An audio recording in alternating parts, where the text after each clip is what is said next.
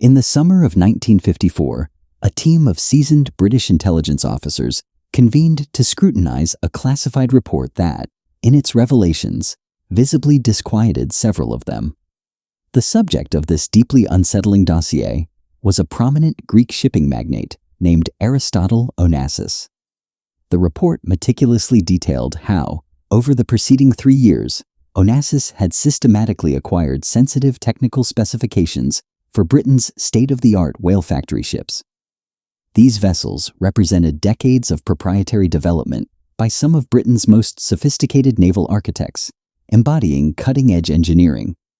Onassis, without so much as a penny in licensing fees, without seeking formal permission, and seemingly without the slightest apprehension of potential repercussions, and had brazenly utilized these specifications to construct his own formidable fleet of whalers in German shipyards.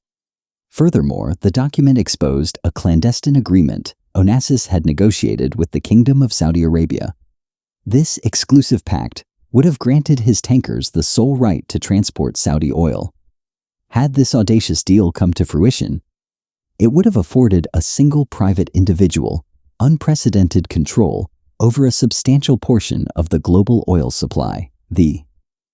In the summer of 1954, a select group of British intelligence officers convened to review a highly classified report, its contents causing visible discomfort among several of them. The report meticulously detailed the activities of a Greek shipping magnate named Aristotle Onassis. It meticulously documented how, over the preceding 3 years, Onassis had systematically acquired confidential technical specifications for British whale factory ships. These vessels represented decades of proprietary development and engineering ingenuity from some of Britain's most advanced naval architects. He then brazenly utilized these stolen specifications to construct his own formidable fleet of whalers in Hamburg shipyards, all without paying a single licensing fee, without seeking permission, and seemingly without the slightest apprehension of potential repercussions. The report also uncovered a clandestine agreement Onassis had negotiated with the Kingdom of Saudi Arabia, granting his tankers exclusive rights to transport Saudi oil.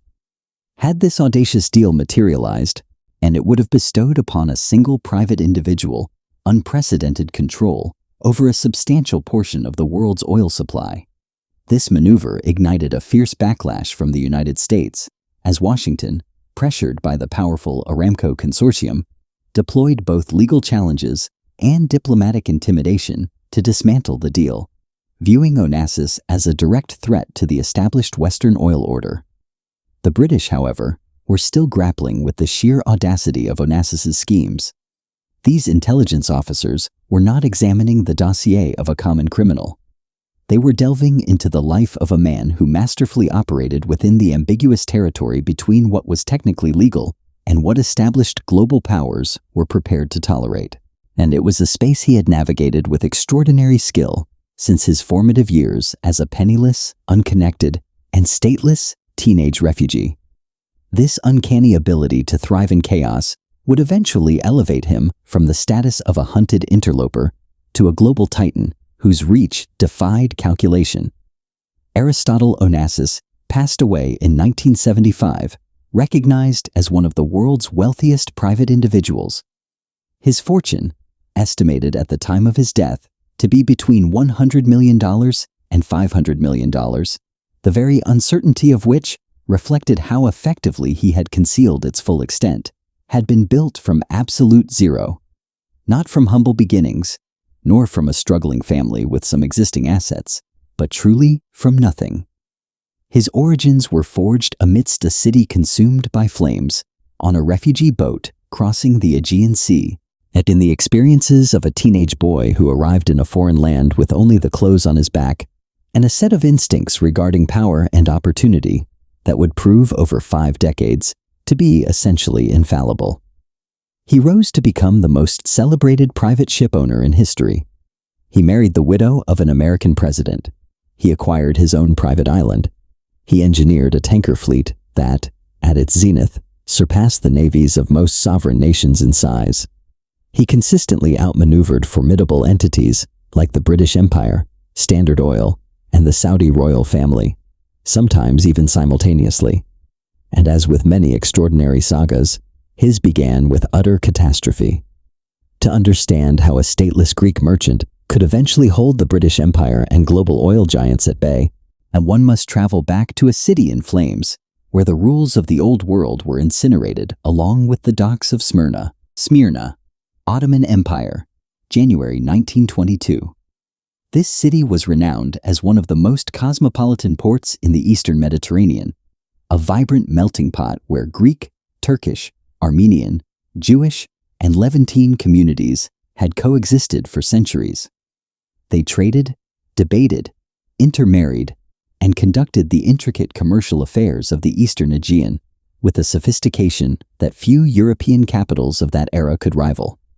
Aristotle Socrates Onassis was born here on January 20th, 1906, to Socrates Onassis, a prosperous Greek tobacco merchant, and his wife, Penelope. The family enjoyed a comfortable existence. While not aristocratic or fabulously wealthy, they were solidly ensconced within the commercial middle class of Smyrna's Greek community.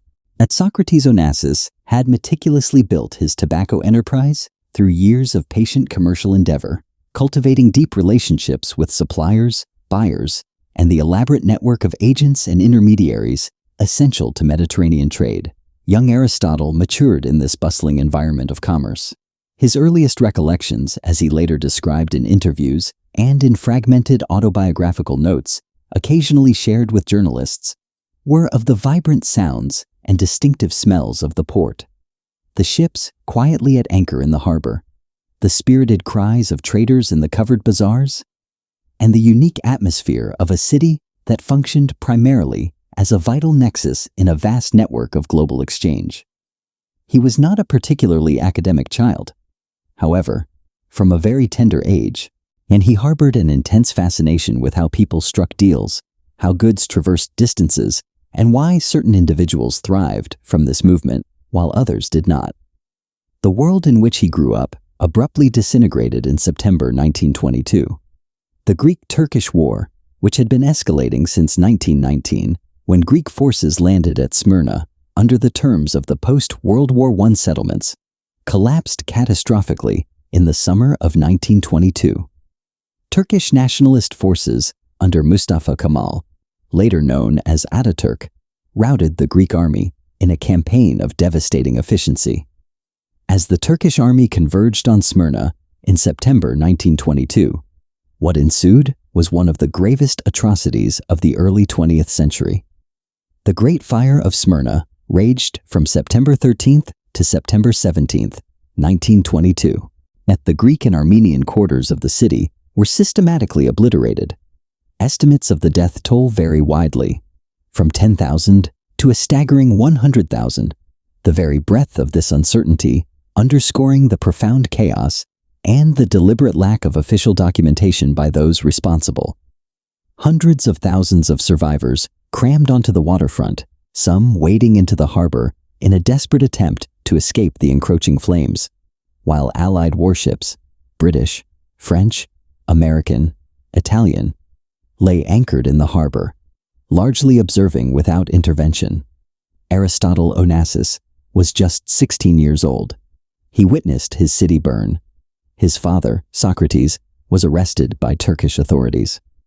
The family's assets, the flourishing tobacco business, their property, the accumulated commercial relationships of a lifetime, and were effectively confiscated or utterly destroyed in the ensuing chaos. With a remarkable blend of charm, linguistic prowess, he spoke Greek, Turkish, and French fluently, and a precocious understanding of precisely what specific officials needed to hear or receive to yield desired outcomes. Aristotle managed to navigate the bureaucratic labyrinth of the occupation. Leveraging his family's remaining hidden gold and cultivating strategic charms with American Vice Consul James Loder Park, he successfully secured his father's release from a Turkish concentration camp, a feat of high-stakes negotiation that saved Socrates from almost certain execution. He then helped orchestrate his family's perilous departure. These were actions that a 16-year-old boy, by any normal measure, should not have been capable of accomplishing. And he achieved them not through sheer luck, but through a systematic and intelligent application of understanding what each person he needed something from would respond to. The family eventually found refuge in Greece. They were among approximately 1.5 million Greeks forcibly displaced from Anatolia in the mass population exchanges that followed the war. Greece in 1922, however, was struggling immensely to absorb this colossal influx of displaced people, and the welcome they received was decidedly limited. The Onassis family now possessed almost nothing. For young Aristotle, the stagnant atmosphere of a refugee-burdened Athens felt like a second death. He realized that in a land of shared misery, there was no room for the scale of ambition he now harbored. Aristotle Onassis made a pivotal decision, and he would not remain in Greece and painstakingly attempt to rebuild from the remnants of what his family had lost. Instead, he would venture somewhere entirely new, a place untainted by the history of who he had been or what he had forfeited, and build from absolute zero, strictly on his own terms. In 1923, at the age of 17, he boarded a ship bound for Buenos Aires, Argentina. He had a mere $200 in his pocket. He knew no one in South America. He spoke no Spanish. By every conventional metric, he was starting from nothing. What he possessed, however, which conventional metrics failed to capture, was something considerably more valuable than money, connections, or language. He had watched everything he knew be utterly annihilated in a single week. He had skillfully navigated a military occupation as a teenager, and extracting what he needed from individuals who had every reason to offer him nothing. He had witnessed, at the most visceral level imaginable, that the world did not operate according to abstract rules of fairness, merit, or institutional order. Rather, it functioned based on power, leverage, and the sheer willingness to act decisively when others hesitated. He was 17 years old, and he already grasped fundamental truths that most people spend their entire lives diligently avoiding. The flames of Smyrna had forged a predator. Now, in the sprawling, ambitious streets of Buenos Aires, he was about to find his hunting ground. Buenos Aires, 1923. Argentina, in the early 1920s, stood as one of the most dynamic economies globally. It was a nation blessed with immense agricultural wealth, rapidly expanding urban infrastructure, and a vibrant commercial culture that uniquely rewarded the entrepreneurial and the resourceful in ways that more established European economies often did not. It also boasted a large and well-established Greek immigrant community, which meant that Aristotle Onassis, despite arriving with only $200 and no Spanish, was not entirely devoid of social support. The Greek diaspora networks of the early 20th century were remarkably effective mutual aid systems, tight-knit communities of people who deeply understood displacement and had developed practical mechanisms for helping new arrivals establish themselves.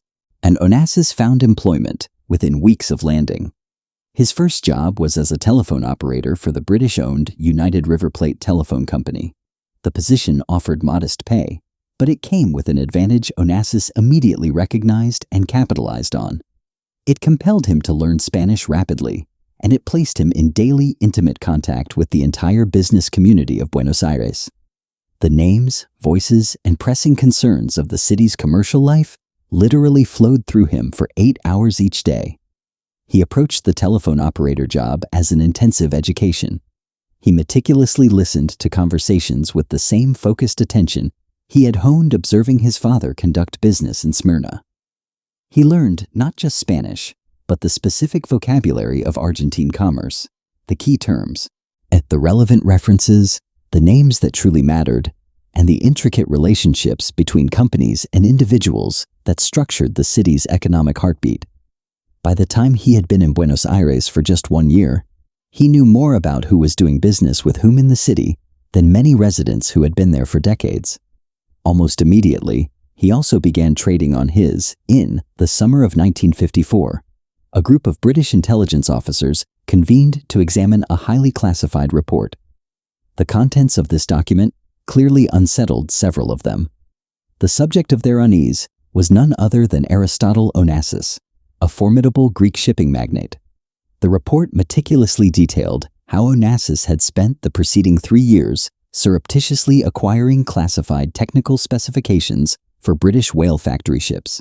That these vessels represented the pinnacle of naval engineering, embodying decades of proprietary development by some of Britain's most sophisticated naval architects. What troubled the officers was that Onassis had then brazenly used these blueprints to construct his own fleet of whalers in Hamburg shipyards. He did so without paying a single licensing fee, without seeking any form of permission, and seemingly without the slightest apprehension regarding the potential repercussions of his actions. The report further exposed a clandestine agreement Onassis had negotiated with the Kingdom of Saudi Arabia, granting his tankers exclusive rights to transport Saudi oil. Had this audacious deal come to fruition, it would have afforded a single private individual unprecedented control over a substantial segment of the world's oil supply. However, American intelligence had uncovered the pact and swiftly intervened, compelling its cancellation. The British officers, even after the fact, were still grappling with the sheer audacity of Onassis's schemes. They weren't reviewing the file of a common criminal. Instead, they were examining the exploits of a man who masterfully operated within the ambiguous territory between what was technically permissible by law and what established global powers were prepared to tolerate. It was a precarious space Onassis had navigated with extraordinary acumen and skill ever since his youth, when he arrived as a teenage refugee, devoid of money, connections, or even a country to call his own. By the time of his death in 1975, Aristotle Onassis had amassed a fortune that cemented his status as one of the wealthiest private individuals globally, and his wealth was estimated to be between $100 million and $500 million at the time, the wide range itself a testament to how effectively he had concealed its true extent. This immense wealth had been built from absolute nothing, not from humble origins or a struggling family with a few meager assets, but literally from zero. His journey began amidst a city engulfed in flames, from a refugee boat traversing the Aegean Sea. It began with a teenage boy who landed in a foreign country with little more than the clothes on his back and an extraordinary, almost infallible set of instincts about power and opportunity, instincts that would guide him for 5 decades.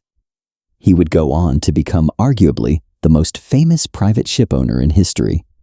He married the widow of an American president, acquired his own private island, and then constructed a tanker fleet that, at its zenith, surpassed the size of most national navies. He skillfully outmaneuvered formidable entities like the British Empire, Standard Oil, and the Saudi royal family, often juggling these complex challenges simultaneously. Yet, as with many truly extraordinary narratives, his story commenced with utter catastrophe. The tale begins in Smyrna, Ottoman Empire, in January 1922. At the time, Smyrna stood as one of the most vibrant and cosmopolitan ports in the Eastern Mediterranean.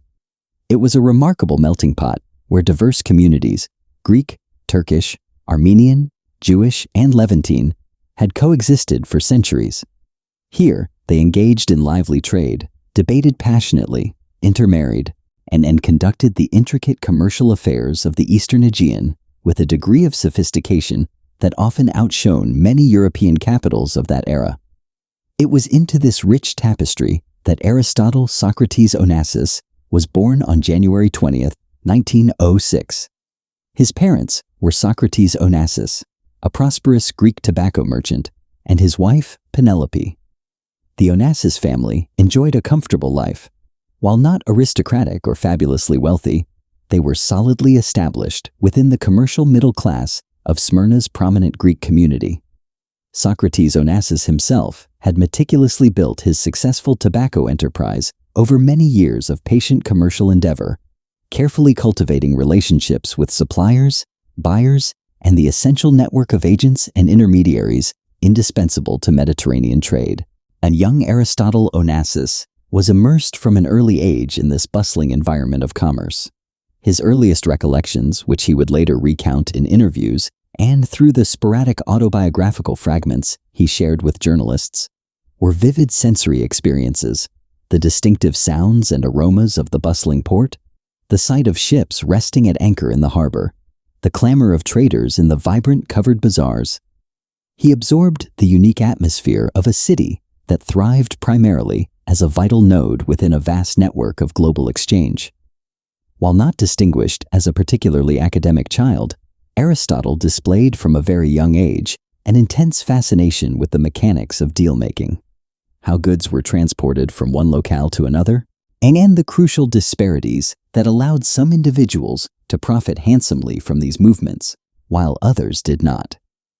This world, the one he had always known, came to an abrupt and catastrophic end in September 1922. The Greek-Turkish War, which had festered since 1919 with the landing of Greek forces in Smyrna as part of the post-World War I settlements, reached a devastating climax in the summer of 1922. Turkish nationalist forces, commanded by Mustafa Kemal, who would later become Ataturk, decisively routed the Greek army in a campaign characterized by brutal efficiency. As the Turkish army advanced on Smyrna in September 1922, the city was plunged into one of the early 20th century's most horrific atrocities. The Great Fire of Smyrna raged from September 13th to September 17th, 1922. During this cataclysmic event, and the Greek and Armenian districts of the city were systematically obliterated. Death toll estimates vary widely, from a conservative 10,000 to a staggering 100,000, the very imprecision reflecting both the overwhelming chaos and the deliberate suppression of documentation by those accountable. Hundreds of thousands of terrified survivors converged upon the waterfront, many wading desperately into the harbor to escape the inferno. All the while, Allied warships, British, French, American, and Italian, lay anchored just offshore. Yet, for the most part, they remained tragically inactive. 16-year-old Aristotle Onassis bore witness to the horrifying spectacle of his city's destruction. In the midst of this pandemonium, his father, Socrates, was apprehended by Turkish authorities, and the family's entire patrimony, the prosperous tobacco business, their valuable properties, and the vast network of commercial relationships meticulously cultivated over a lifetime, was either seized by the occupying forces or utterly decimated in the ensuing chaos. Remarkably, Aristotle, despite his youth, managed to navigate the bureaucratic labyrinth of the occupation. He did so with a potent combination of innate charm, impressive linguistic fluency — he spoke Greek, Turkish, and French — and a precocious, almost instinctual understanding of human nature. He knew precisely what specific officials needed to be told or what concessions they required to achieve desired outcomes. With this uncanny ability, he successfully secured his father's release and played a pivotal role in orchestrating the family's perilous departure. And these were feats that a boy of 16, by any conventional measure, should have been utterly incapable of accomplishing. His successes were not attributable to mere luck, but rather to a systematic and intelligent analysis of how to effectively influence each individual from whom he required assistance. The Onassis family eventually found their way to Greece, arriving as part of the immense wave of approximately 1.5 million Greek refugees forcibly displaced from Anatolia during the population exchanges that ensued after the war. In 1922, Greece itself was severely strained, struggling to assimilate this colossal influx of displaced persons, and the welcome extended to newcomers was, understandably, limited. The family arrived with virtually nothing. It was then that Aristotle Onassis made a profound decision, and he resolved not to remain in Greece and undertake the slow, arduous process of rebuilding from the remnants of his family's lost legacy. Instead, he chose to venture somewhere entirely new, a place unburdened by the history of his past identity or his profound losses. His ambition was to build from absolute zero, strictly on his own terms. Thus, in 1923, at the tender age of 17, he boarded a ship bound for Buenos Aires, Argentina. He carried with him a mere $200, knew not a single soul in South America, and spoke no Spanish. By every conventional metric, he was indeed starting from scratch. Yet, As he stepped into the humid air of the Argentine capital, Onassis didn't just carry $200. He carried the cold clarity of a man who knew that in the chaos of a growing nation, and information was the only currency that truly mattered. However, Onassis possessed an invaluable asset that conventional metrics utterly failed to measure, something far more potent than money, connections, or linguistic proficiency. He had endured the trauma of witnessing everything he knew obliterated in a single week. As a teenager, he had adeptly navigated a harsh military occupation, managing to extract crucial assistance from individuals who had every rationale to deny him. He had observed, at the most visceral and profound level, that the world did not function according to abstract principles of fairness, merit, or established institutional order. Instead, he understood that it operated fundamentally on power, leverage, and the unyielding willingness to act with decisive resolve when others faltered or hesitated. And at just 17 years old, Onassis had already assimilated truths that most people spend their entire lives striving to avoid confronting. Arriving in Buenos Aires in 1923, Onassis found himself in a nation experiencing a remarkable economic boom. Argentina in the early 1920s boasted one of the most dynamic economies worldwide, characterized by immense agricultural prosperity, rapidly expanding urban infrastructure, and a robust commercial culture that uniquely rewarded entrepreneurial spirit and resourcefulness, often more so than the more rigid, established economies of Europe.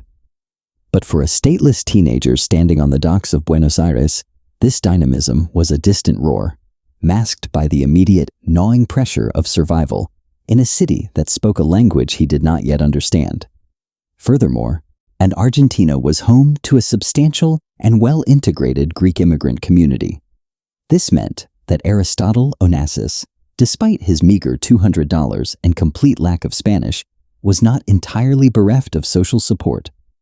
The Greek diaspora networks of the early 20th century functioned as extraordinarily effective mutual aid systems, tight-knit communities of people who inherently understood the challenges of displacement and had developed pragmatic mechanisms to help new arrivals gain a foothold and thrive. Within weeks of his arrival, Onassis quickly secured employment. His very first job was as a telephone operator for the British-owned United River Plate Telephone Company.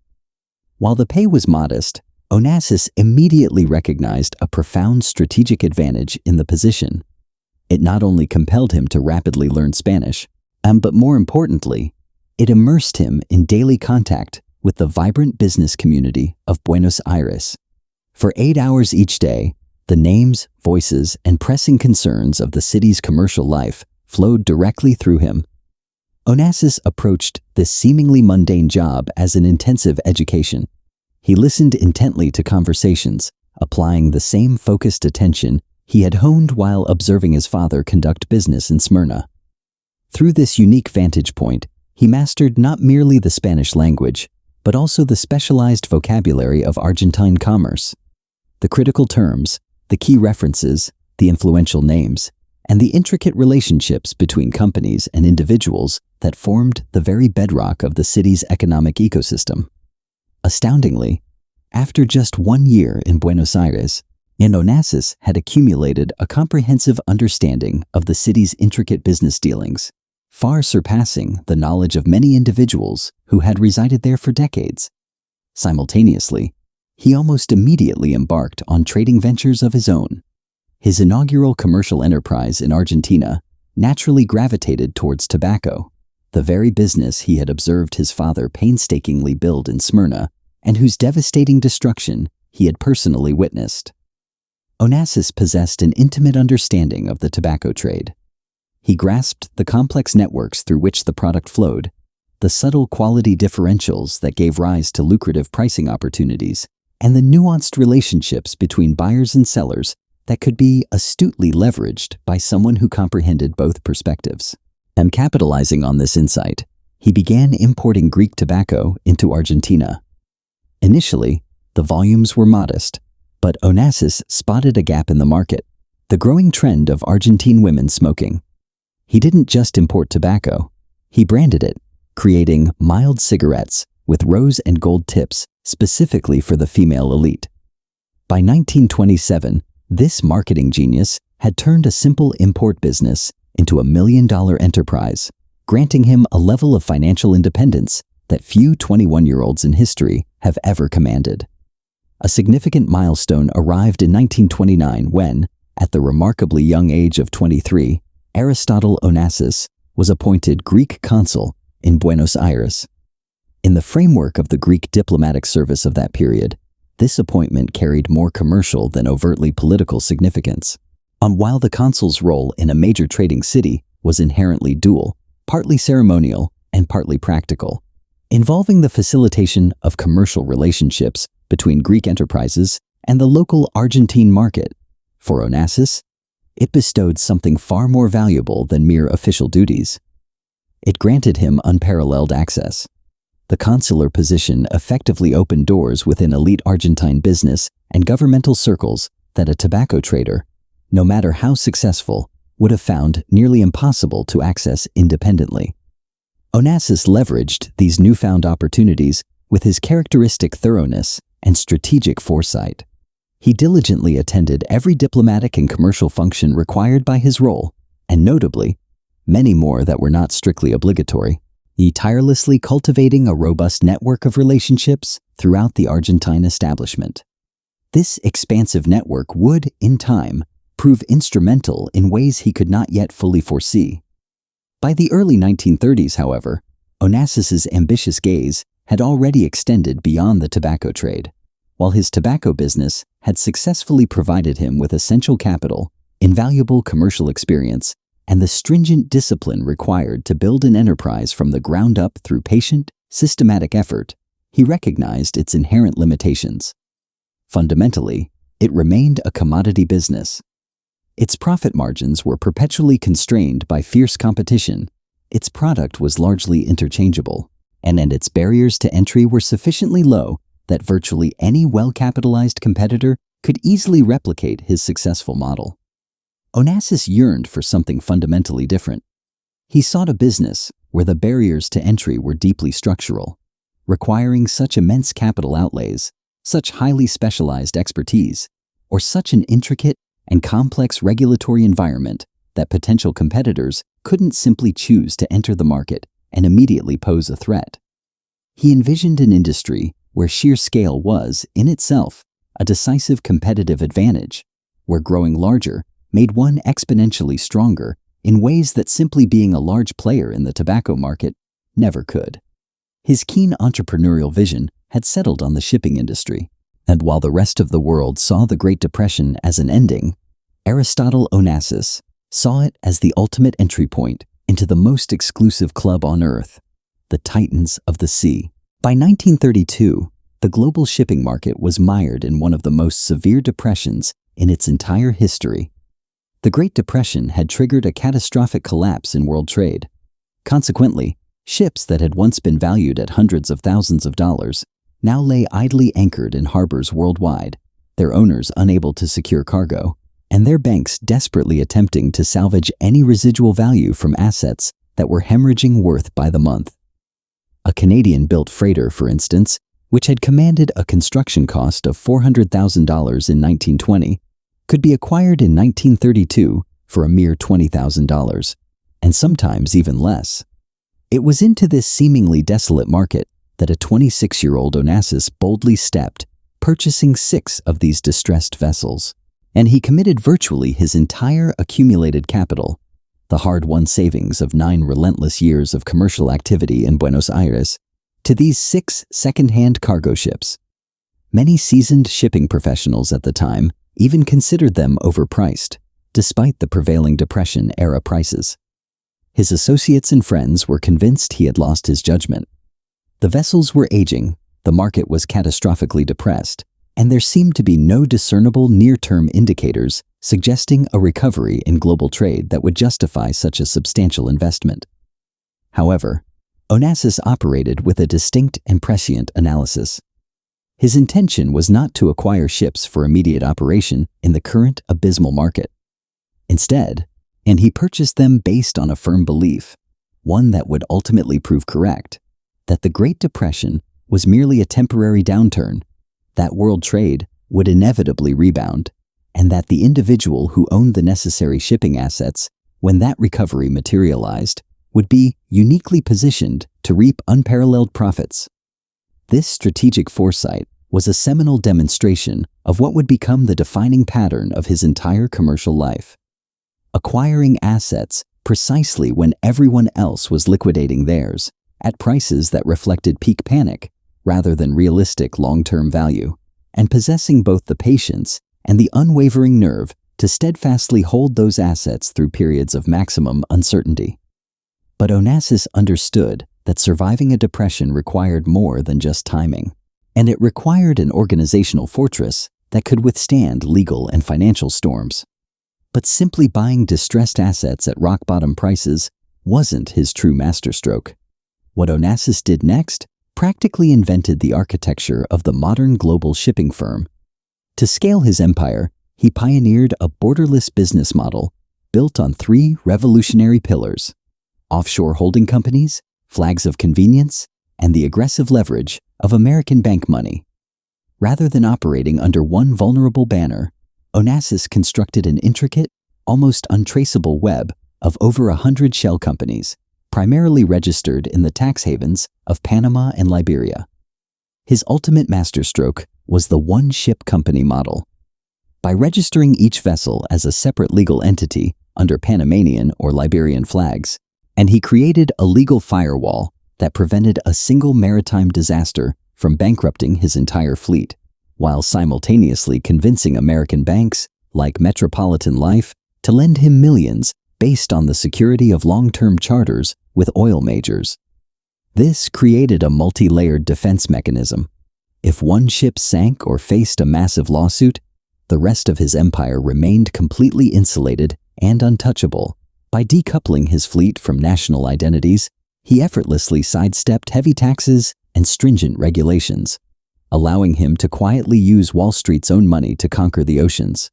Fortunately for Onassis, the shipping market did indeed recover. His calculated risk paid off handsomely, positioning him perfectly for what was to come. He was, in essence, just getting started.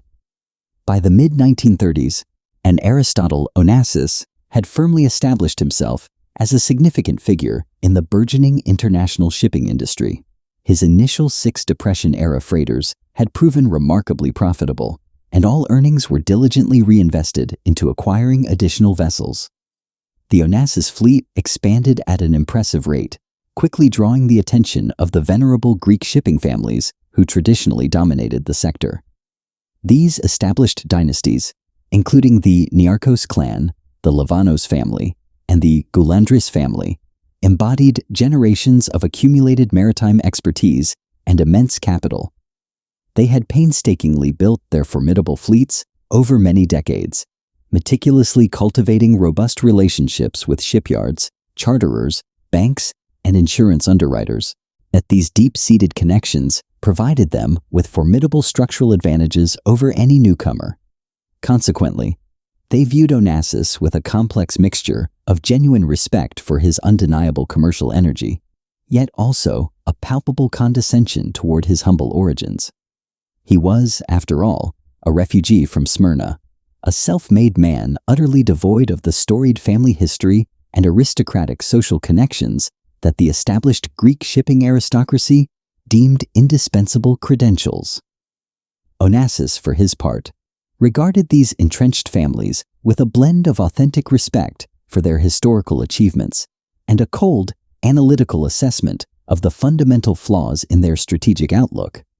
On one particularly critical strategic question, he was convinced they were profoundly mistaken, and that question concerned the burgeoning global oil trade. In the 1930s, the global petroleum industry was undergoing a radical transformation, one that the majority of the shipping sector had not yet fully grasped. For decades, the dominant oil majors, including Standard Oil, Royal Dutch Shell, and British Petroleum, had maintained and operated their own dedicated tanker fleets. These vessels transported oil from distant production fields to refineries and then to distribution points, all under the company's direct ownership and control. Consequently, The independent tanker market, comprising ships owned by third parties and chartered for specific voyages or time periods, remained comparatively small and a somewhat marginal component within the broader petroleum transportation system. Onassis, however, had a groundbreaking conviction. He believed this established paradigm was on the cusp of a dramatic shift. His insightful analysis, meticulously developed through extensive research and strategic conversations with oil industry contacts he had assiduously cultivated in Argentina and within his expanding network of European business relationships, pointed to a fundamental looming problem for the major oil companies.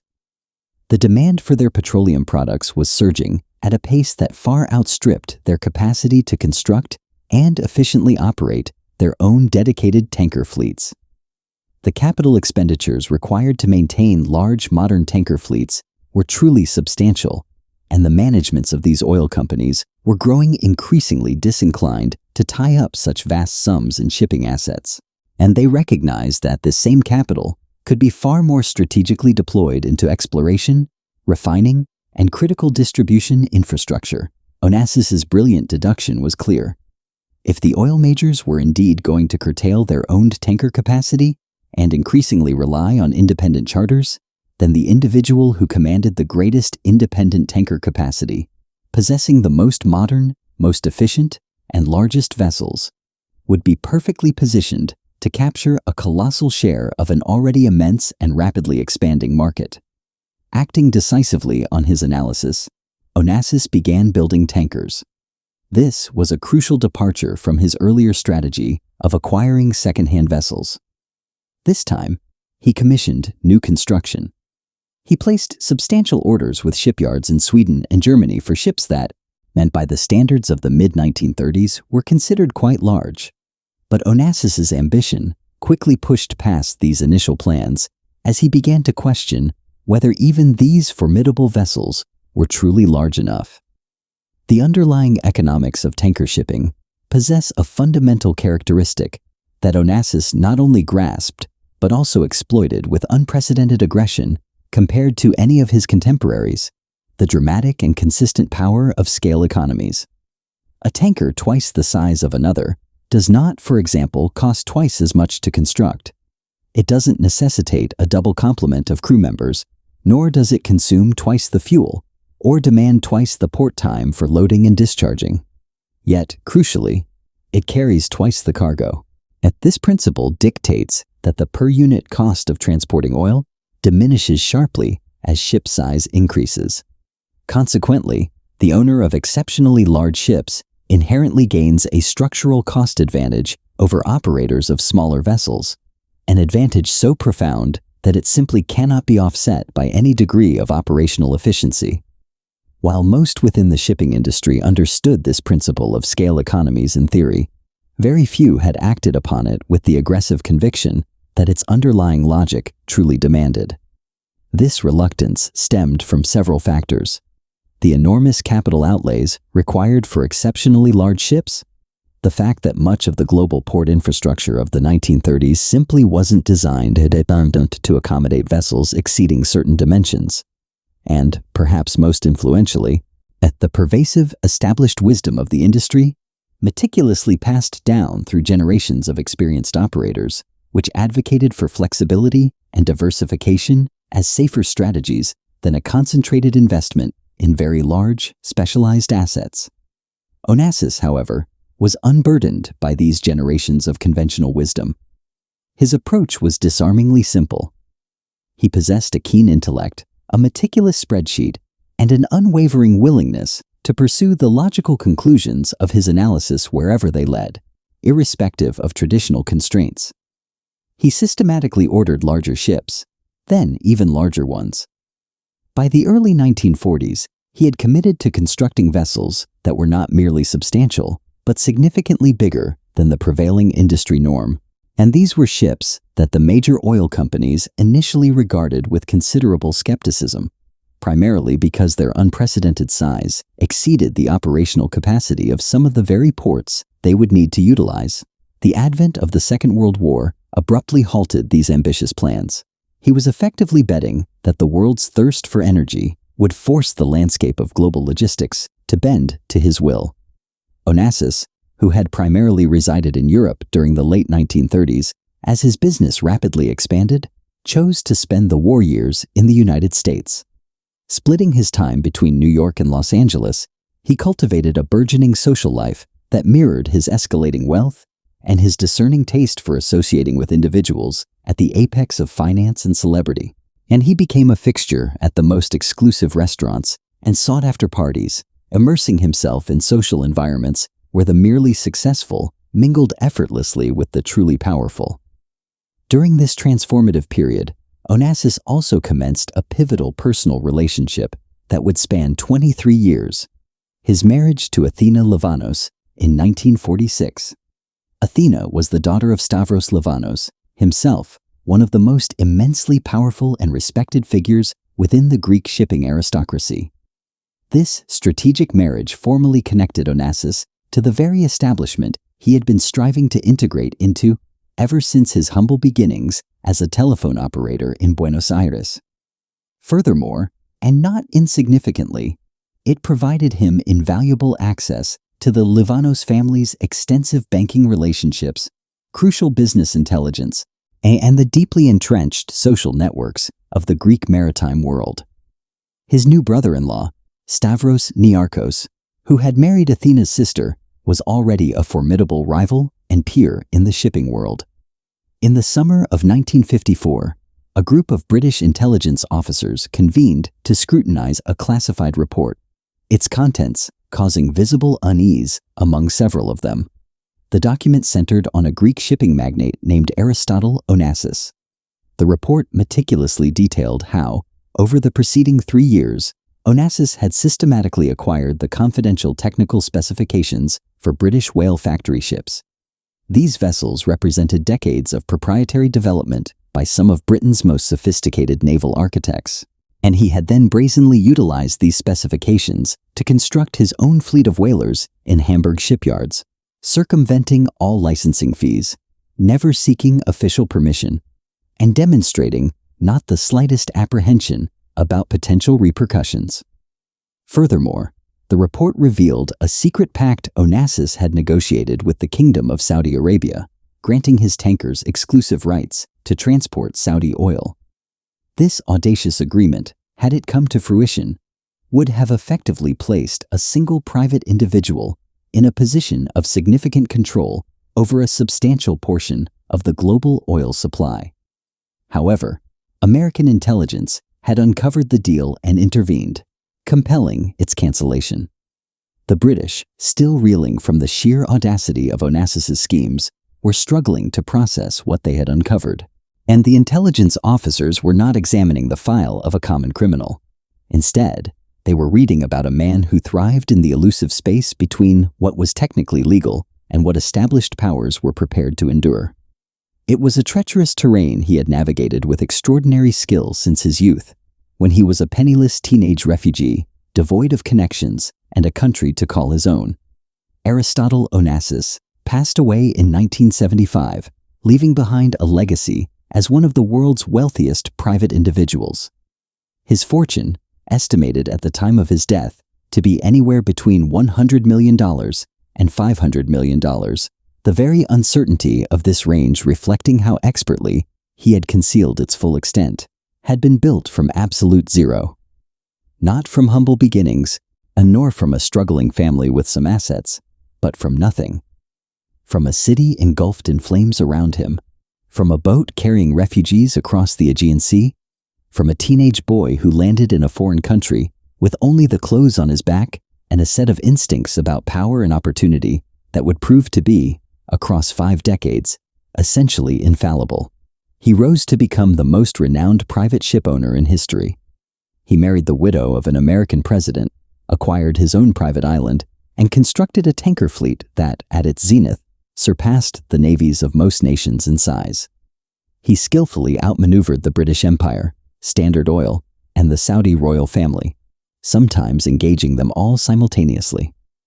This extraordinary saga, as many such stories do, began with complete catastrophe. Smyrna, Ottoman Empire, in January 1922. The city was then one of the most cosmopolitan and vibrant ports in the Eastern Mediterranean, a place where Greek, Turkish, Armenian, Jewish, and Levantine communities had coexisted in close proximity for centuries. They traded, debated, intermarried, and conducted the commercial affairs of the Eastern Aegean with a level of sophistication that few European capitals of the era could rival.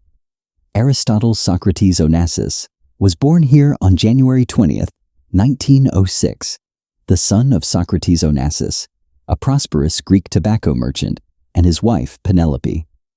The family enjoyed a comfortable existence, not aristocratic or fabulously wealthy, but solidly established within the commercial middle class of Smyrna's Greek community.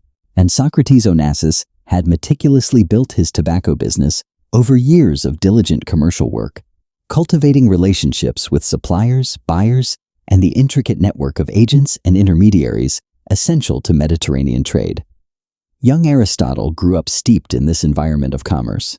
His earliest recollections, as he later recounted in interviews, and the fragmentary autobiographical snippets he occasionally shared with journalists, were filled with the sounds and smells of the port, the ships anchored in the harbor, the calls of traders in the bustling covered bazaars, and the unique atmosphere of a city that functioned primarily as a vital node in a vast network of exchange. He was not an especially academic child. However, from a very young age, he displayed an intense fascination with how people struck deals, how goods traversed distances, and why certain individuals prospered from this movement, while others did not. The world in which he had grown up, however, abruptly ceased to exist in September 1922. The Greek-Turkish War, which had been simmering since 1919, when Greek forces landed at Smyrna under the terms of the post-World War I settlements, imploded in the summer of 1922. The Turkish nationalist forces, led by Mustafa Kemal, later known as Ataturk, decisively routed the Greek army in a campaign of devastating efficiency. As the Turkish army converged on Smyrna in September 1922, what ensued was one of the early 20th century's most horrific atrocities. The Great Fire of Smyrna raged from September 13th to September 17th, 1922, systematically obliterating the Greek and Armenian quarters of the city. And estimates for the death toll vary widely, from 10,000 to as many as 100,000. The very imprecision reflecting the profound chaos and the deliberate lack of documentation by those responsible. Hundreds of thousands of survivors crowded onto the waterfront, some wading into the harbor to escape the inferno, while Allied warships, British, French, American, and Italian, sat idly at anchor, largely refusing to intervene. Aristotle Onassis, then just 16 years old, watched his city burn. His father, Socrates, was arrested by Turkish authorities. The family's assets, the tobacco business, their property, and the accumulated commercial relationships of a lifetime were effectively confiscated or destroyed in the ensuing pandemonium. Aristotle, with a remarkable blend of charm, linguistic prowess, he spoke Greek, Turkish, and in French, and a precocious understanding of what specific officials needed to hear or receive to yield desired outcomes, managed to navigate the bureaucratic nightmare of the occupation. He secured his father's release and helped organize the family's departure. He accomplished feats that a 16-year-old boy, by any normal measure, should not have been capable of, achieving them not through sheer luck, but through the systematic application of his intelligence to discern what each person from whom he needed something would respond to.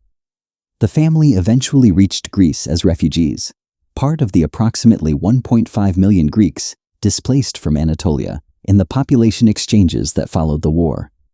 Greece in 1922, already struggling, found it incredibly difficult to absorb this enormous influx of displaced people, and the welcome they received was decidedly limited. The Onassis family had almost nothing. Aristotle Onassis made a pivotal decision. He would not remain in Greece to slowly rebuild from the ruins of what his family had lost. Instead, he would venture somewhere entirely new, a place untainted by the history of who he had been and what he had lost, to build from absolute zero, on his own terms.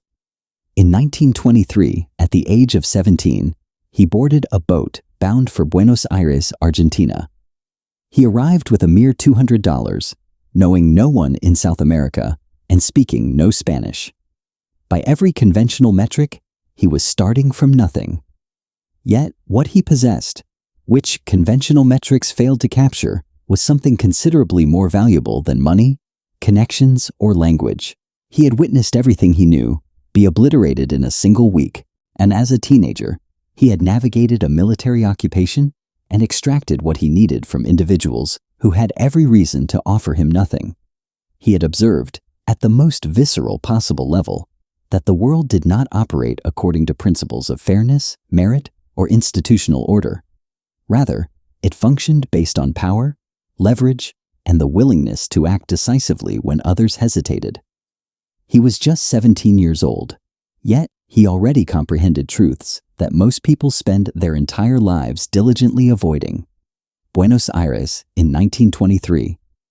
Argentina in the early 1920s boasted one of the world's most dynamic economies. It was a nation blessed with immense agricultural wealth, rapidly expanding urban infrastructure, and a commercial culture that uniquely rewarded the entrepreneurial and the resourceful in ways that more established economies often did not. It also harbored a substantial and well-established Greek immigrant community, which meant that Aristotle Onassis, arriving with his $200 and no Spanish, was not entirely devoid of social resources. The Greek diaspora networks of the early 20th century were remarkably effective mutual aid systems, communities of people who deeply understood displacement and had developed practical mechanisms for helping new arrivals find their footing. Within weeks of his arrival, Onassis secured employment. His first job was as a telephone operator for the British-owned United River Plate Telephone Company, and a position that paid modestly but offered an advantage Onassis immediately recognized and seized upon. It compelled him to learn Spanish and, crucially, placed him in daily contact with the vibrant business community of Buenos Aires. The names, voices, and concerns of the city's commercial life flowed through him for 8 hours a day. He treated the telephone operator job not as a mere chore, but as an invaluable education. He listened to conversations with the same focused attention he had developed observing his father conduct business in Smyrna. He rapidly mastered not just Spanish, but the specific vocabulary of Argentine commerce, the key terms, the essential references, the influential names, and the intricate relationships between companies and individuals that structured the city's economic fabric. And within a year of his arrival in Buenos Aires, he possessed a more profound understanding of who was doing business with whom in the city than many individuals who had resided there for decades. Almost immediately, he also began trading on his own account. His inaugural commercial venture in Argentina was in tobacco, the very business he had watched his father meticulously build in Smyrna, and whose destruction he had witnessed firsthand. He possessed an innate understanding of tobacco. He grasped the networks through which it moved, the subtle quality differentials that created pricing opportunities, and the relationships between buyers and sellers that could be astutely exploited by someone who understood both sides. He commenced importing Greek tobacco into Argentina. The volumes were initially small, and as he operated with minimal capital, building the business transaction by transaction, and diligently reinvesting every profit rather than spending it. He dedicated himself to hours that his colleagues at the telephone company found utterly incomprehensible.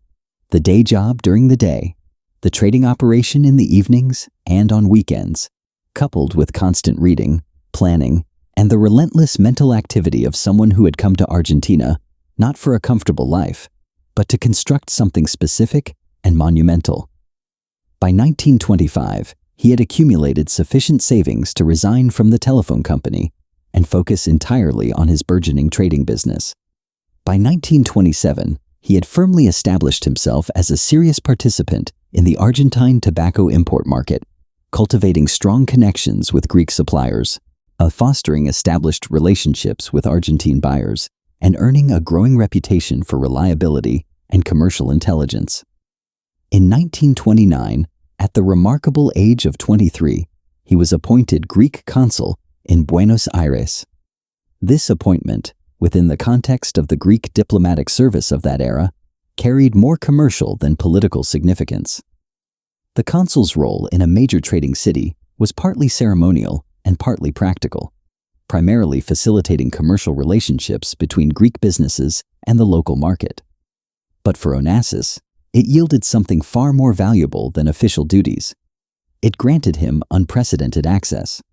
The consular position unlocked doors within Argentine business and government circles that a tobacco trader, however successful, could not have easily opened on his own. And he utilized these newfound avenues with characteristic thoroughness. He attended every diplomatic and commercial function the position required him to, and many more it did not, meticulously building a network of relationships across the Argentine establishment that would prove useful in ways he could not yet fully predict. However, by the early 1930s, Onassis was already casting his gaze beyond tobacco. The tobacco business had provided him with capital, invaluable commercial experience, and the discipline of building something from nothing through patient, systematic work. But it was, fundamentally, a commodity business. It was a sector where margins were constrained by intense competition, where the product was largely interchangeable, and where the barriers to entry were low enough that any well-capitalized competitor could readily replicate what he had painstakingly built. He craved something different.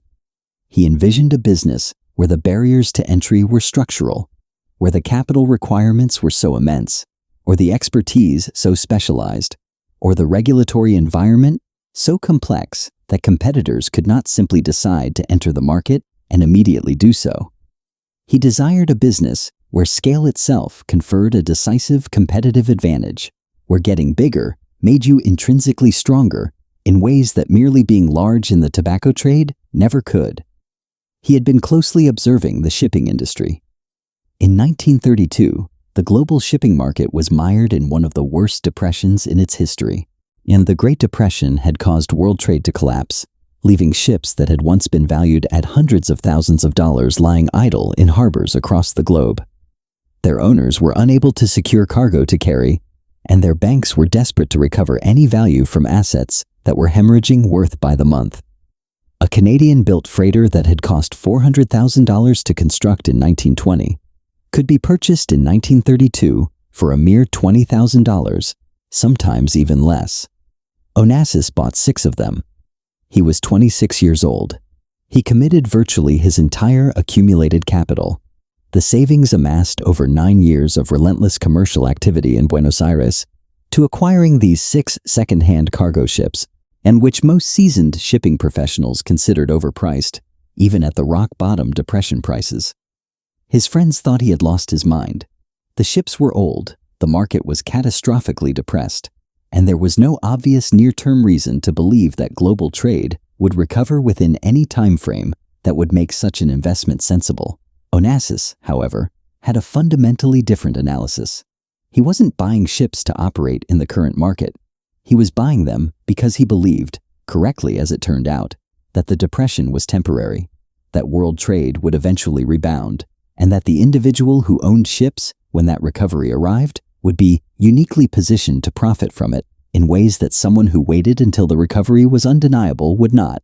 And this was the first clear demonstration of what would become the central pattern of his commercial life: buying when everyone else was selling, at prices that reflected maximum fear rather than realistic long-term value, and possessing the patience and the nerve to hold through periods of maximum uncertainty. It was also the first instance of a practice he would repeat consistently over the next 4 decades. He borrowed heavily to amplify his bet. The 6 ships were not purchased entirely with his own capital. He leveraged his savings as a down payment and borrowed the remainder, taking on a level of debt that, had the shipping market continued its decline instead of recovering, would have completely wiped him out. But the shipping market did recover. Onassis was perfectly positioned, and he was just getting started. By the mid-1930s, Aristotle Onassis had firmly established himself as a serious figure in the international shipping industry. His initial 6 Depression-era freighters had proven profitable, and the profits had been diligently reinvested into acquiring more vessels. The Onassis fleet was expanding at a pace that began to attract considerable attention from the established Greek shipping families who had long dominated the industry.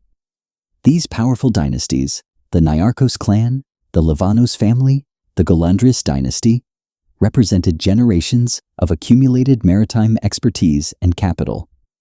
They had painstakingly built their fleets over decades, cultivating deep relationships with shipyards, charterers, banks, and insurance underwriters, which provided them with structural advantages over any newcomer.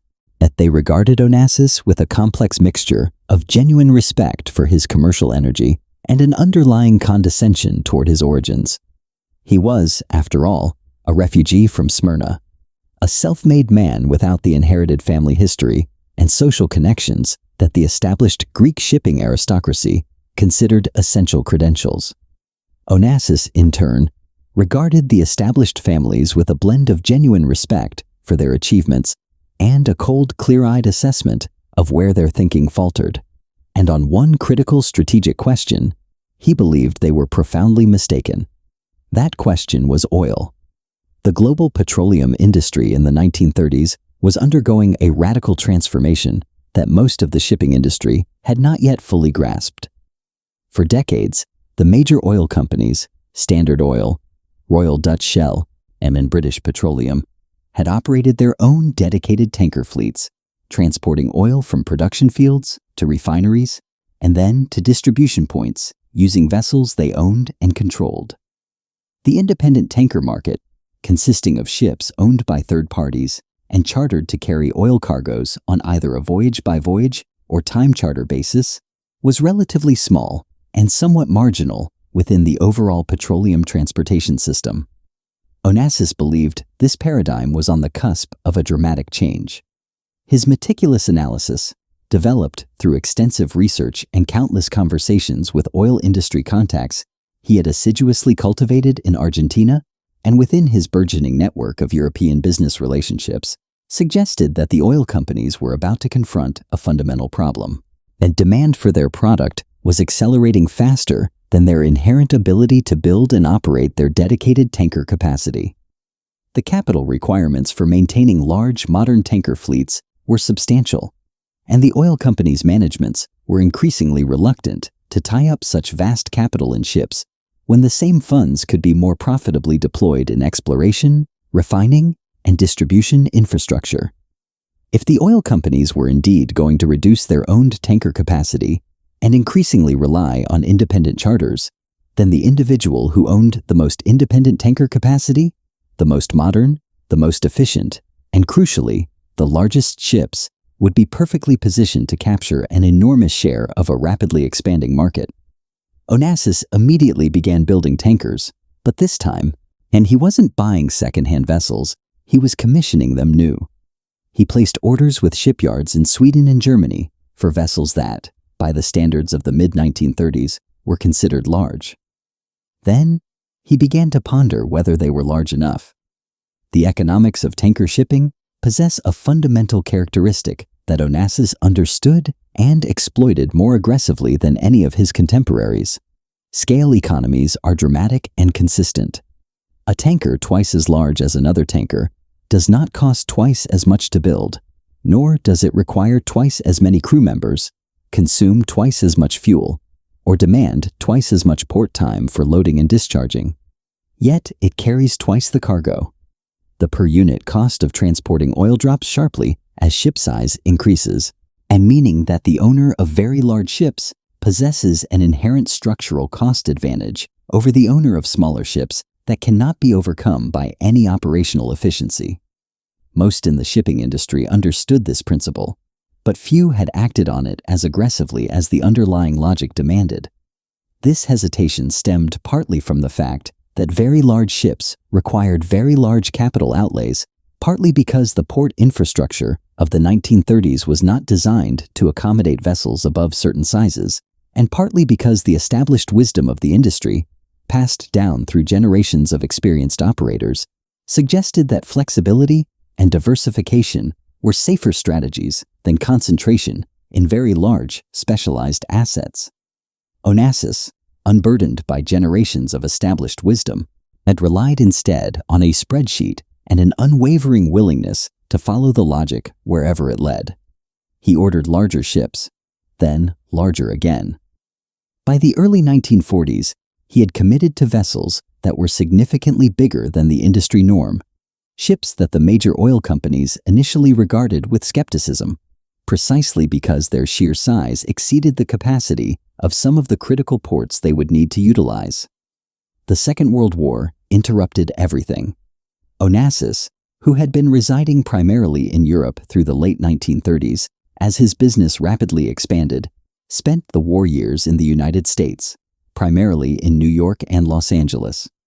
There, he cultivated a vibrant social life that reflected his growing wealth and his refined taste for company at the highest echelons of money and celebrity.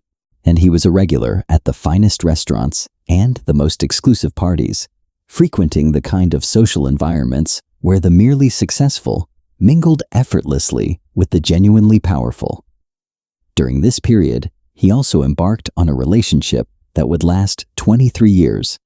His marriage in 1946 to Athena Livanos, daughter of Stavros Livanos, one of the most powerful figures in the Greek shipping aristocracy. This marriage strategically connected Onassis to the very establishment he had been assiduously building towards since his days as a telephone operator in Buenos Aires. It also, not coincidentally, granted him invaluable access to the Livanos family's extensive banking relationships, crucial business intelligence, and the deep social networks of the Greek maritime world. His new brother-in-law was Stavros Niarchos, and who had married Athena's sister. Aristotle Onassis found in Stavros Niarchos his most significant rival in almost every dimension. The intense Onassis-Niarchos rivalry would come to define the landscape of Greek shipping for the subsequent 3 decades. This was a fierce competition between two men of remarkably similar origins and business methodologies, yet with strikingly opposed personal styles. Their relentless pursuit of dominance drove both to unprecedented heights of ambition and risk, levels neither might have achieved operating in isolation. However, before this epic rivalry could fully escalate, Onassis recognized a more immediate and pressing opportunity to exploit. The war had concluded, the global economy was steadily recovering, and the oil tanker market had unfolded precisely as he had foretold.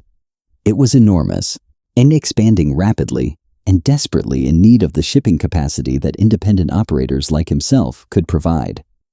He returned to Europe to reclaim his ships and commence the ambitious task of building his empire. What he encountered upon his arrival, though, demanded a different caliber of audacity than any he had previously demonstrated. With the backing of a powerful maritime dynasty and the capital saved from the war years, Onassis looked toward the ruins of Europe, seeing not destruction, but a blank canvas for his most predatory ambitions. In 1947, Aristotle Onassis embarked on a journey to Hamburg, Germany. Post-war Germany, in that year, lay under Allied occupation, segmented into zones controlled by American, British, French, and Soviet forces. Its industrial infrastructure was utterly shattered by 6 years of war and 2 years of relentless Allied bombing campaigns. The population grappled with severe food shortages, a massive influx of displaced persons, and the profound psychological burden of total military defeat. Yet, the Hamburg shipyards, once among the world's most productive, though damaged, were not beyond repair. Crucially, the highly skilled workforce, the engineers, naval architects, welders, fitters, and machinists who embodied generations of shipbuilding expertise remained largely present, albeit in desperate need of employment. Onassis had traveled to Hamburg with a very specific objective. He intended to construct whaling ships. In 1947, the post-war whale oil market was genuinely lucrative. Whale oil was an essential commodity, used extensively in the production of margarine, soap, lubricants, and a wide array of industrial applications. The global supply of whale oil had been severely disrupted by the war, as most major whaling fleets had either been requisitioned for military service or lost to enemy action. Concurrently, demand, particularly from a European continent yearning for any kind of fats after years of rationing, was intense. The primary challenge, however, lay in technology. Efficient modern whaling necessitated factory ships, large vessels outfitted with sophisticated processing facilities, capable of converting caught whales into oil and other products directly at sea, eliminating the need to return to port between catches.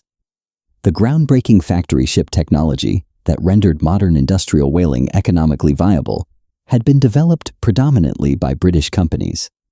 Its specific engineering details, the innovative slipway design allowing whales to be hauled onto the ship's deck, the specialized processing equipment, and the advanced refrigeration systems, were proprietary, refined over decades of operational experience.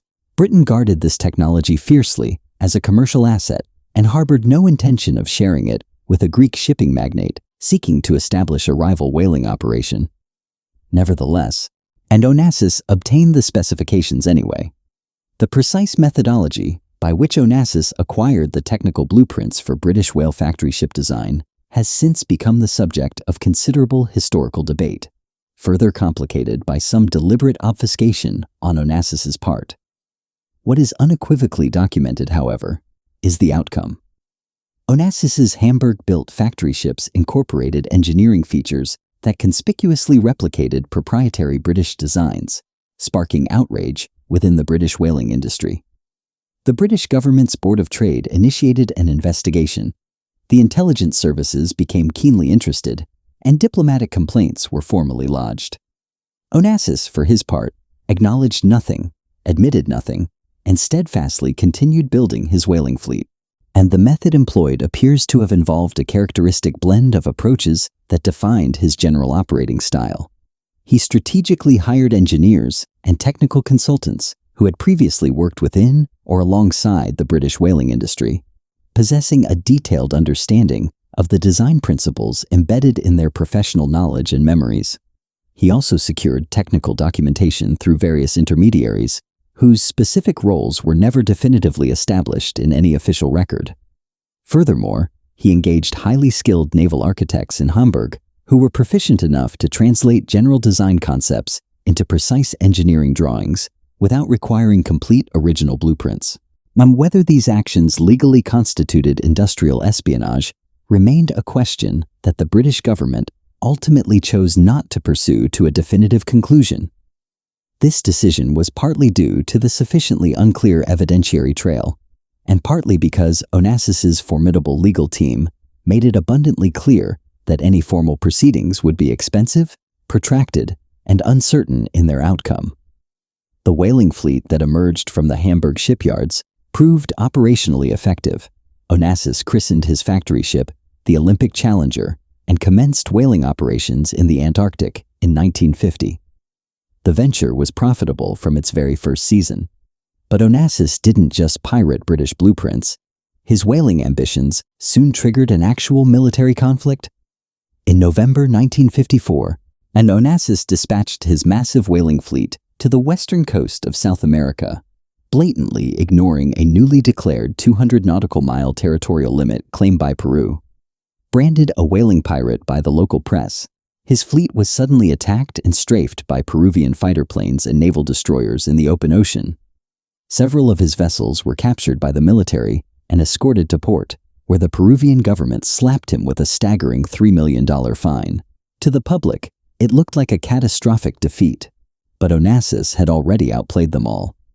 Anticipating this exact geopolitical crisis, he had previously negotiated a highly unusual insurance policy with Lloyd's of London, specifically covering the seizure of his ships by foreign powers. In a mind-blowing twist, Onassis didn't lose a single cent. Lloyd's of London was forced to foot the entire $3 million bill, leaving the global establishment completely stunned by his ruthless, calculated foresight. But for Onassis, the blood and oil of the Antarctic were merely the liquid capital needed to fuel a much larger, more dangerous gamble in the desert sands of the Middle East.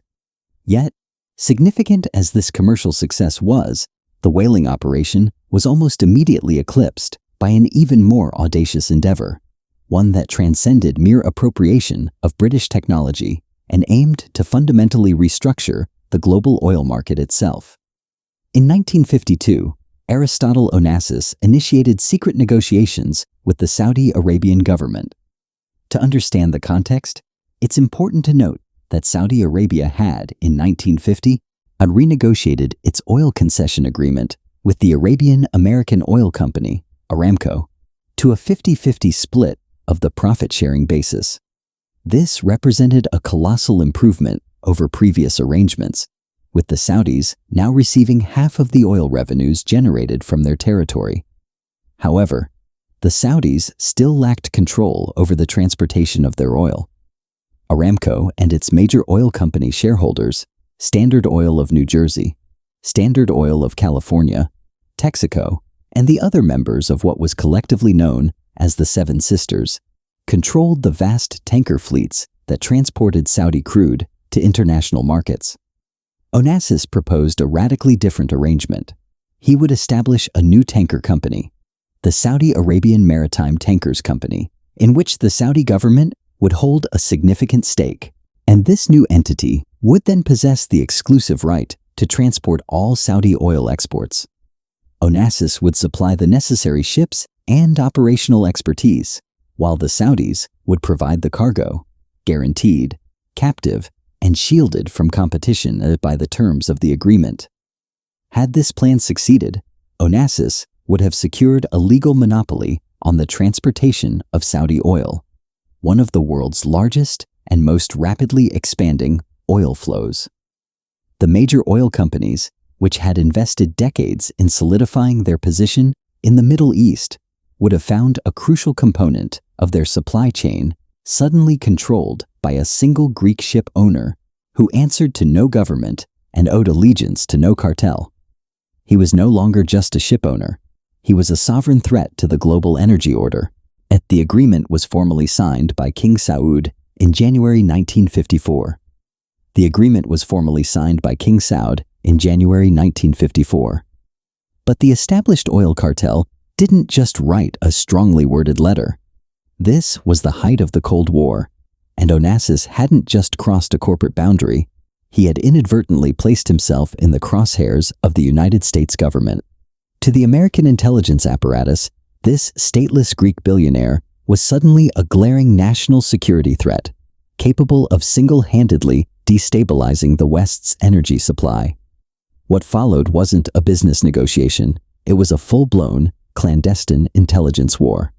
The CIA, the FBI, the State Department, and the mighty Aramco oil cartel formed an unprecedented, shadowy alliance to utterly destroy the deal. In July 1954, and President Eisenhower's National Security Council even issued a classified directive authorizing all appropriate measures to crush Onassis's agreement. He wasn't just fighting rival businessmen anymore. He was at war with the most powerful intelligence network on the planet. But the most devastating blow didn't come from a faceless government agency. It came from within his own family. Enter Stavros Niarchos, Onassis's brother-in-law, and his most bitter, lifelong rival. Seeing a golden opportunity to crush Onassis once and for all, Niarchos formed a shadow alliance with American intelligence. He bankrolled Robert Mayhew, a formidable former FBI agent and CIA operative, to orchestrate a ruthless, clandestine smear campaign against Onassis. Mayhew didn't just dig for corporate dirt. He engaged in full-blown espionage, even planting wiretaps on the telephones of Onassis's New York offices with the tacit approval of the U.S. government. To completely destroy Onassis's credibility, Mayhew and Niarchos relentlessly pressured former Onassis associates, like Spiridon Katopidis, to sign explosive affidavits alleging over $1 million in bribes paid to Saudi officials, supposedly using contracts signed in invisible ink. This wasn't just commercial competition anymore. It was a vicious family betrayal, weaponized by the CIA to systematically dismantle an empire. To execute this betrayal, Mayhew descended into the dark arts of espionage. With the tacit approval of the U.S. government, he planted illegal wiretaps directly inside Onassis's New York shipping headquarters. Every confidential call, every strategic move was being secretly recorded and fed straight to his greatest rival. But wiretaps weren't enough to kill the Saudi deal. They needed a public scandal. They found their weapon in Spyridon Katopodis, a disgruntled former associate of Onassis.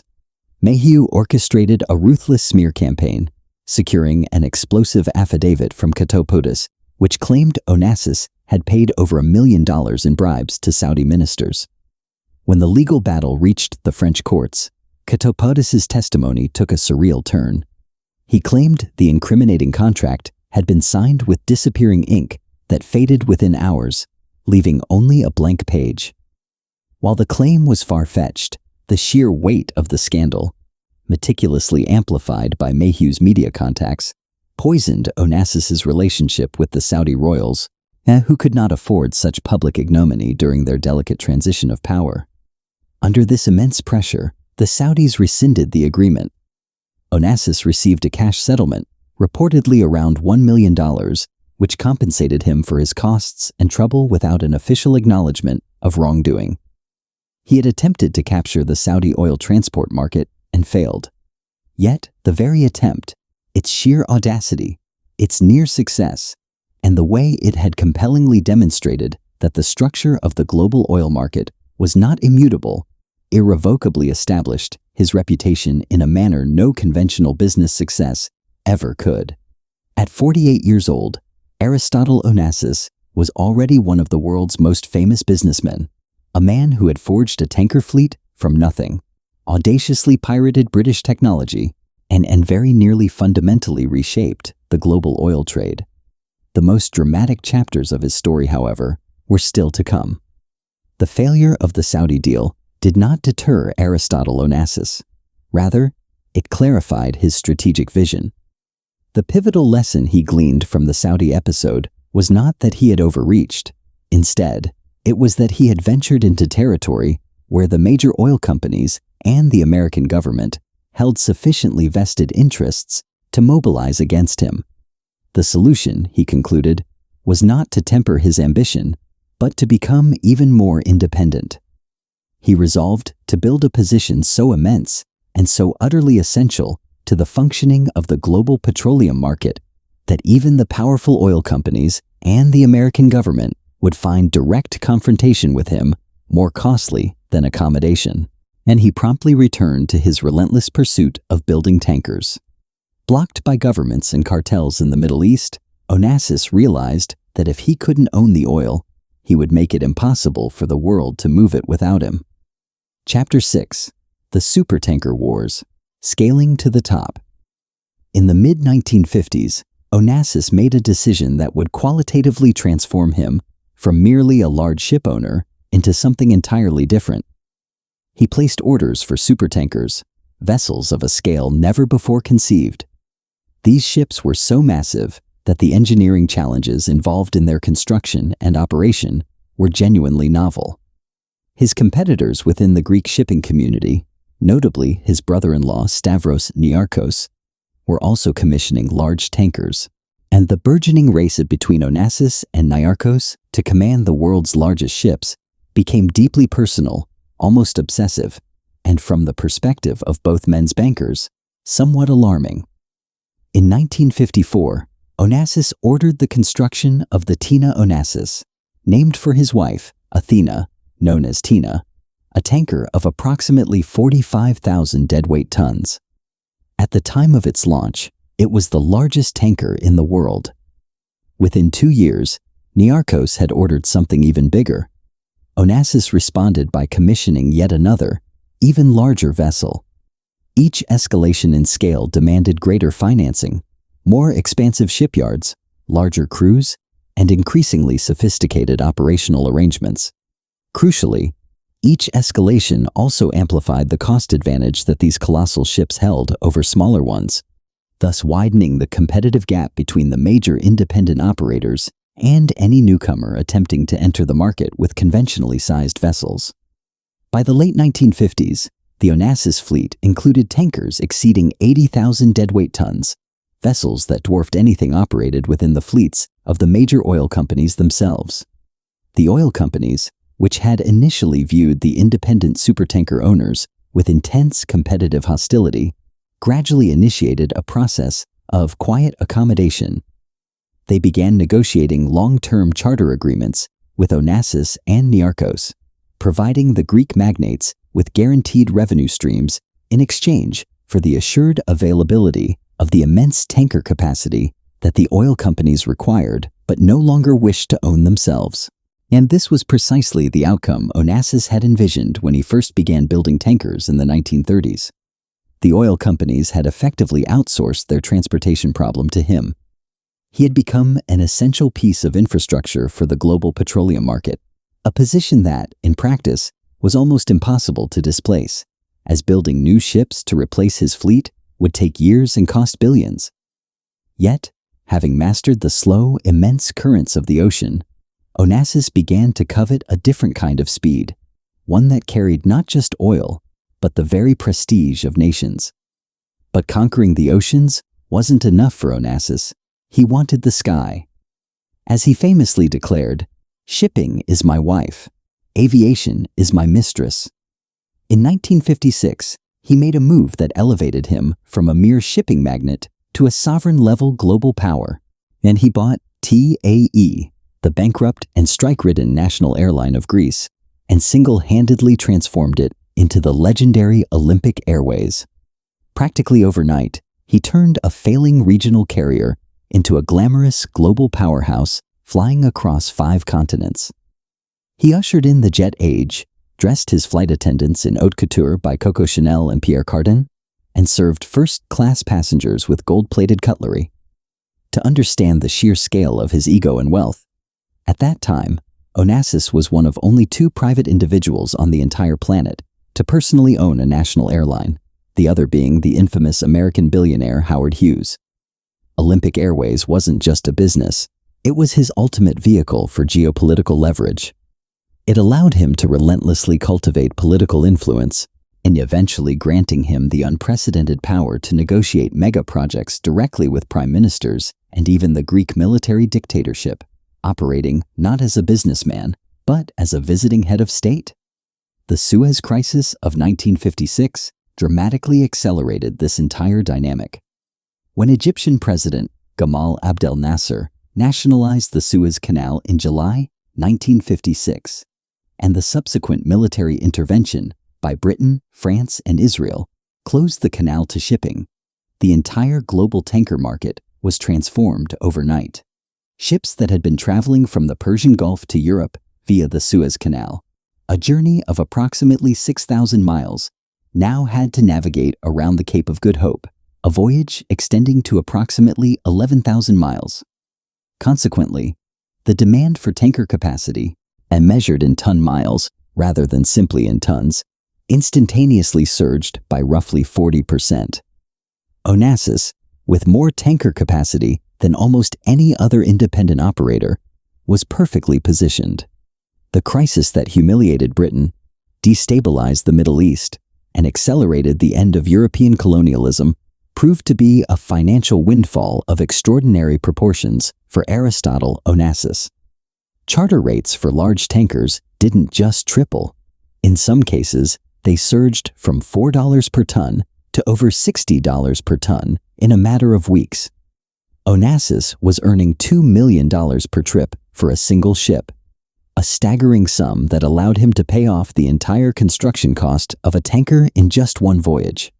His fleet was fully employed at rates that generated returns on his invested capital in a matter of months, and he immediately reinvested these immense profits into even more ships and progressively larger ships. The cycle that had commenced with 6 Depression-era freighters, purchased for $20,000 each, was now operating at a scale where individual vessel orders were worth tens of millions of dollars, and his total fleet represented a capital investment that exceeded the GDP of several small nations. His personal life during this period vividly reflected his accumulating wealth in ways that were deliberately and calculatedly public. He had acquired the Christina O, a former Canadian frigate that he converted at enormous expense into what was widely acknowledged as the most luxurious private yacht in the world. The Christina's fittings were genuinely extraordinary: bar stools made from whale foreskin, and exquisite Venetian glass mosaics, a swimming pool whose bottom could be raised to create an opulent dance floor, and an art collection featuring masterpieces by El Greco, Renoir, and Picasso. The guest lists for cruises on the Christina read like a veritable catalog of mid-century power and celebrity. Winston Churchill, who spent several extended periods on the yacht in his old age, Greta Garbo, King Farouk of Egypt, and various presidents, prime ministers, and members of European royal families. The yacht was far more than a mere pleasure vessel. It was a potent business tool. It served as a meticulously controlled floating environment where Onassis's distinguished guests were not only comfortable, but also subtly obligated, and crucially, available for conversations that, in the normal course of their public lives, and would have been impossible to arrange. The Christina thus created a unique space, distinct from conventional institutional settings, where the most influential people in the mid-century world could be encountered, intimately known, and strategically cultivated. Onassis understood, at a level most businessmen never attain, that the most valuable commodity in international commerce is not capital or ships or even technical expertise. It is access. And access at the very highest echelons demands environments where those who wield power feel genuinely at ease, rather than merely being professionally entertained. The Christina was arguably the most effective access creation mechanism in the world, and Onassis was its consummate host, its proprietor, and its most determined beneficiary. But while the Christina provided him with social dominance, it was his blood rivalry with one specific man that pushed his financial empire to its absolute limits.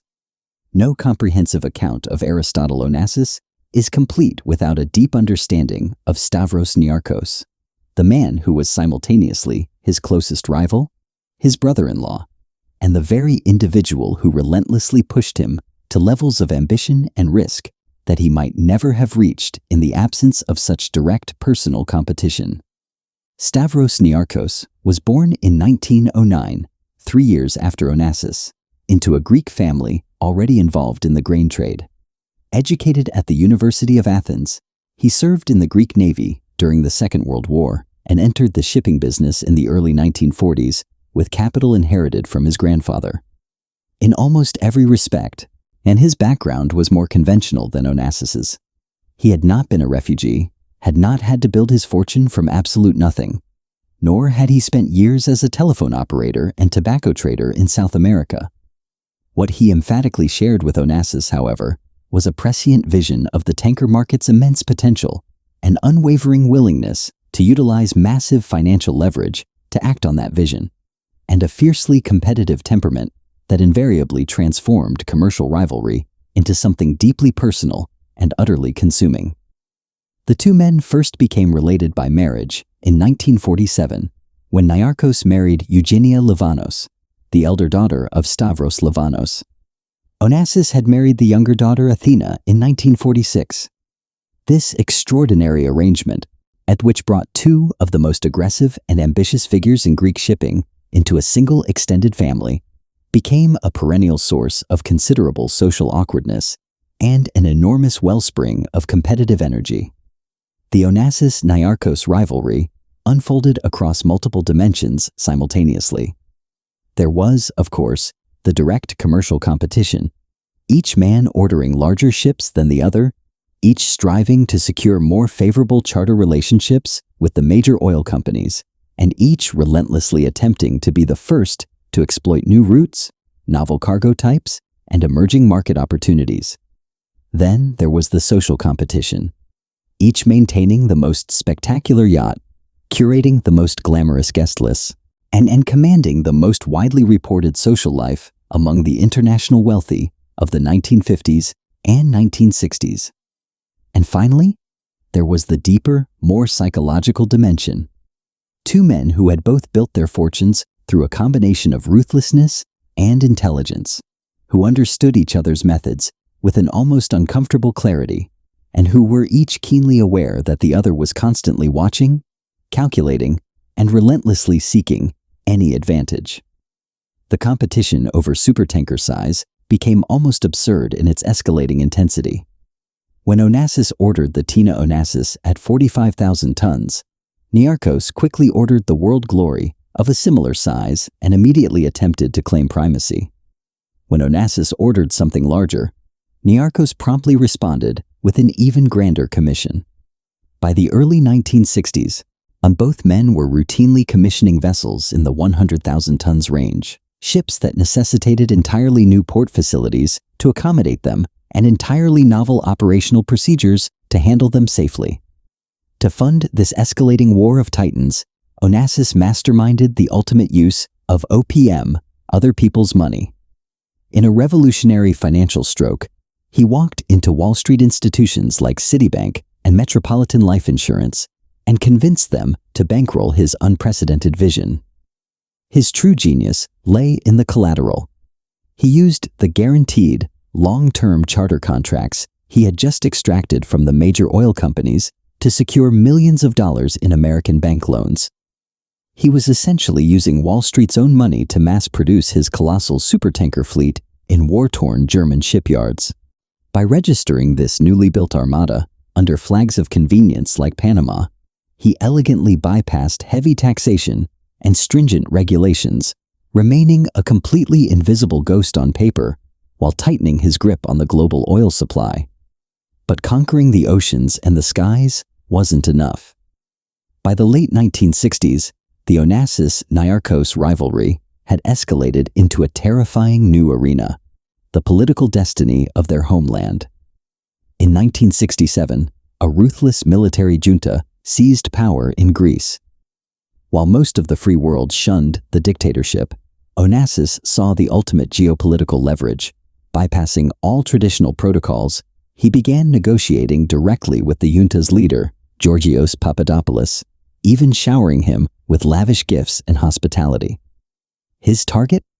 Project Omega, and a staggering $600 million mega contract to monopolize Greece's infrastructure by building a massive oil refinery and a state-of-the-art aluminum plant.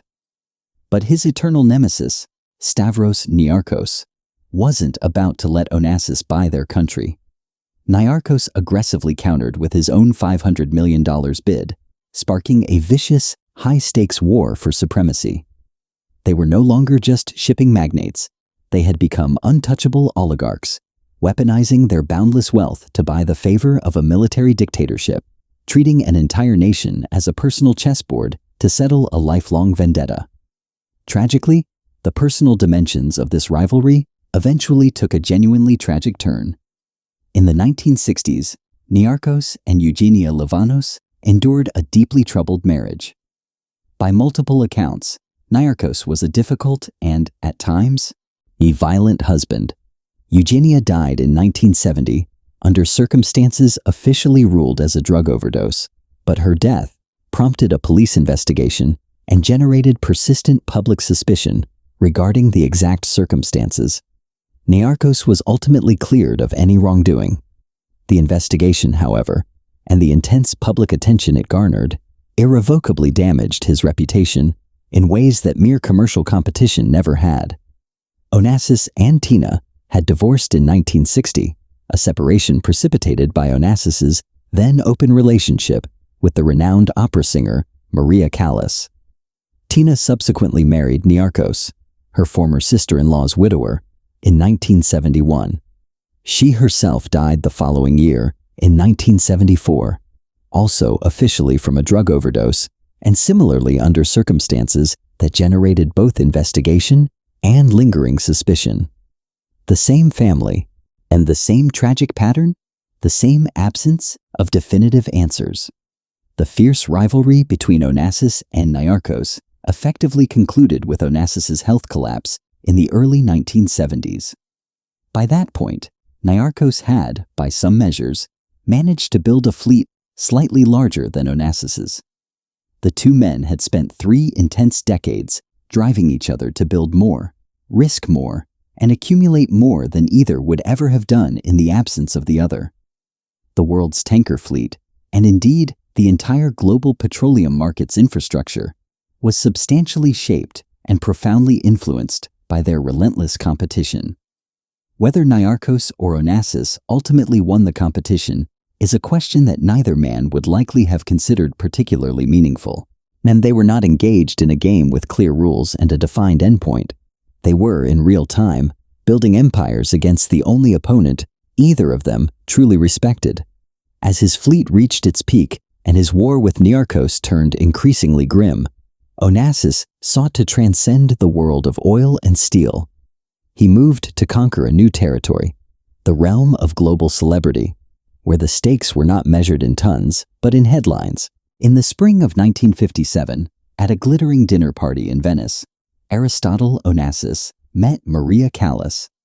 At that moment, Maria Callas was unquestionably the most famous opera singer in the world, a soprano whose unparalleled combination of technical mastery, dramatic intensity, and captivating personal charisma had utterly transformed the opera world throughout the late 1940s and 1950s. She possessed a voice that critics often described in language normally reserved for natural phenomena. It was not merely beautiful, but overwhelming, capable of expressing emotional states that other singers could only hint at. By 1957, she was also a woman of considerable personal complexity, married to her manager, Giovanni Battista Meneghini, a man 27 years her senior. Meneghini had built her career with genuine dedication, and yet Callas was beginning to find their relationship confining in ways she struggled to articulate. Onassis was 51, Callas was 33. Their introduction by the prominent socialite Elsa Maxwell marked the beginning of one of the most documented, most discussed, and most consequentially public personal relationships of the mid-20th century. The relationship did not immediately become public, remaining discreet for 2 years while Onassis was still married to Tina and Callas to Meneghini. They conducted what, by the standards of their respective social circles, was considered a relatively discreet, which is to say, only moderately public, mutual fascination. Both were frequently invited to the same high-profile events, and both were guests on the Christina on multiple occasions, always in the company of various other prominent figures. And the crisis point arrived in the summer of 1959 when Callas and Meneghini joined a Christina cruise that also included Winston Churchill, Onassis's childhood friend Nicholas Cones, and various other guests. Over the course of 3 weeks at sea, the undeniable intensity of the relationship between Onassis and Callas became unmistakably apparent to everyone on the yacht. Meneghini eventually confronted them about the situation, which Onassis readily acknowledged. The cruise concluded, but it marked the dramatic beginning of a scandal that would engross the European and American press for months. In 1960, Tina Onassis initiated divorce proceedings in New York, citing adultery as the grounds. She secured a substantial settlement, which included a considerable cash payment at the luxurious New York apartment and custody of their 2 children, Alexander and Christina. Meneghini and Callas also separated that same year. By 1960, Onassis and Callas were openly and unapologetically a couple. They rapidly became one of the most photographed pairs in the world, gracing every significant social event across Europe and America. Their union of beauty, immense wealth, soaring fame, and raw power proved an inexhaustible source of fascination for the burgeoning gossip press of the early 1960s. Yet, by all accounts, the Onassis-Callas relationship, while genuinely passionate, was also genuinely destructive in almost equal measure. Onassis was, by nature, not a faithful partner, a pattern established across all his previous relationships. Callas, however, had sacrificed immensely for her career, at giving up the possibility of children and a conventional life, only to then commit deeply to her relationship with Onassis. Consequently, she found his infidelities profoundly painful in ways that his previous partners, perhaps, had been better equipped to endure. In a manner obscured by their public displays, Onassis was also gradually withdrawing from her, or more accurately, beginning to focus his attention elsewhere. But for a man who had built an empire by constantly seeking the ultimate asset, even the world's greatest voice was not enough. He now sought the world's ultimate icon. Onassis's entry into the Kennedy orbit actually began through Jackie's sister, Lee Radziwill, with whom he had a close relationship first. In the summer of 1963, despite President Kennedy's deep disapproval of the smug Greek tycoon, Jackie accepted an invitation to recuperate from the loss of her infant son Patrick on the Christina. It was during this voyage, under the watchful, uneasy eyes of the Secret Service, that the seeds of an improbable alliance were sown. Following the assassination, Jackie Kennedy was instantly transformed into one of the most famous women globally. She became a figure of extraordinary public fascination, simultaneously embodying national grief and serving as an emblem of a distinct American elegance that the Kennedy era had briefly presented as a national self-image. Practically, she was a young widow with 2 small children, surrounded by a generous Secret Service detail, and burdened by a public profile that made any semblance of a private life exceptionally difficult. Onassis offered her a solution, or rather, a compelling alternative. His yacht, the Christina and Scorpios, the private Greek island he had purchased in 1963, presented environments where the usual rules of public life simply did not apply. The island could be meticulously secured, the yacht anchored far offshore, and the ever-present paparazzi kept at a sufficient distance to render genuine privacy possible in a way that it was utterly unattainable in New York or Washington. In October 1968, Aristotle Onassis and Jacqueline Kennedy were married on Scorpios. He was 62. She was 39. The reaction was immediate and global. But to the American public, this marriage wasn't a fairy tale. It was a national betrayal. Jacqueline Kennedy was America's grieving saint, an untouchable international icon of grace. Aristotle Onassis, on the other hand, he was everything the Western establishment despised. He was viewed as too old, too foreign, too small, too dark, and entirely too scandalous. The U.S. media erupted in a vicious cocktail of jealousy, ridicule, and blatant xenophobia, lamenting her tragic fall from an American goddess to a goddamn Greek. Headlines screamed, "America has lost a saint," and "Jackie, how could you?" And when critics cruelly mocked the glaring physical mismatch between the elegant former First Lady and the aging, overweight tycoon, one American cuttingly observed that Onassis actually appeared much taller when he stands on his money. The Greek press, in contrast, was more straightforwardly hostile. The Orthodox Church expressed formal disapproval, and the Athens newspaper Estia ran the poignant headline, "Aris, why did you do it?" And this question perfectly captured a genuine public sentiment in Greece.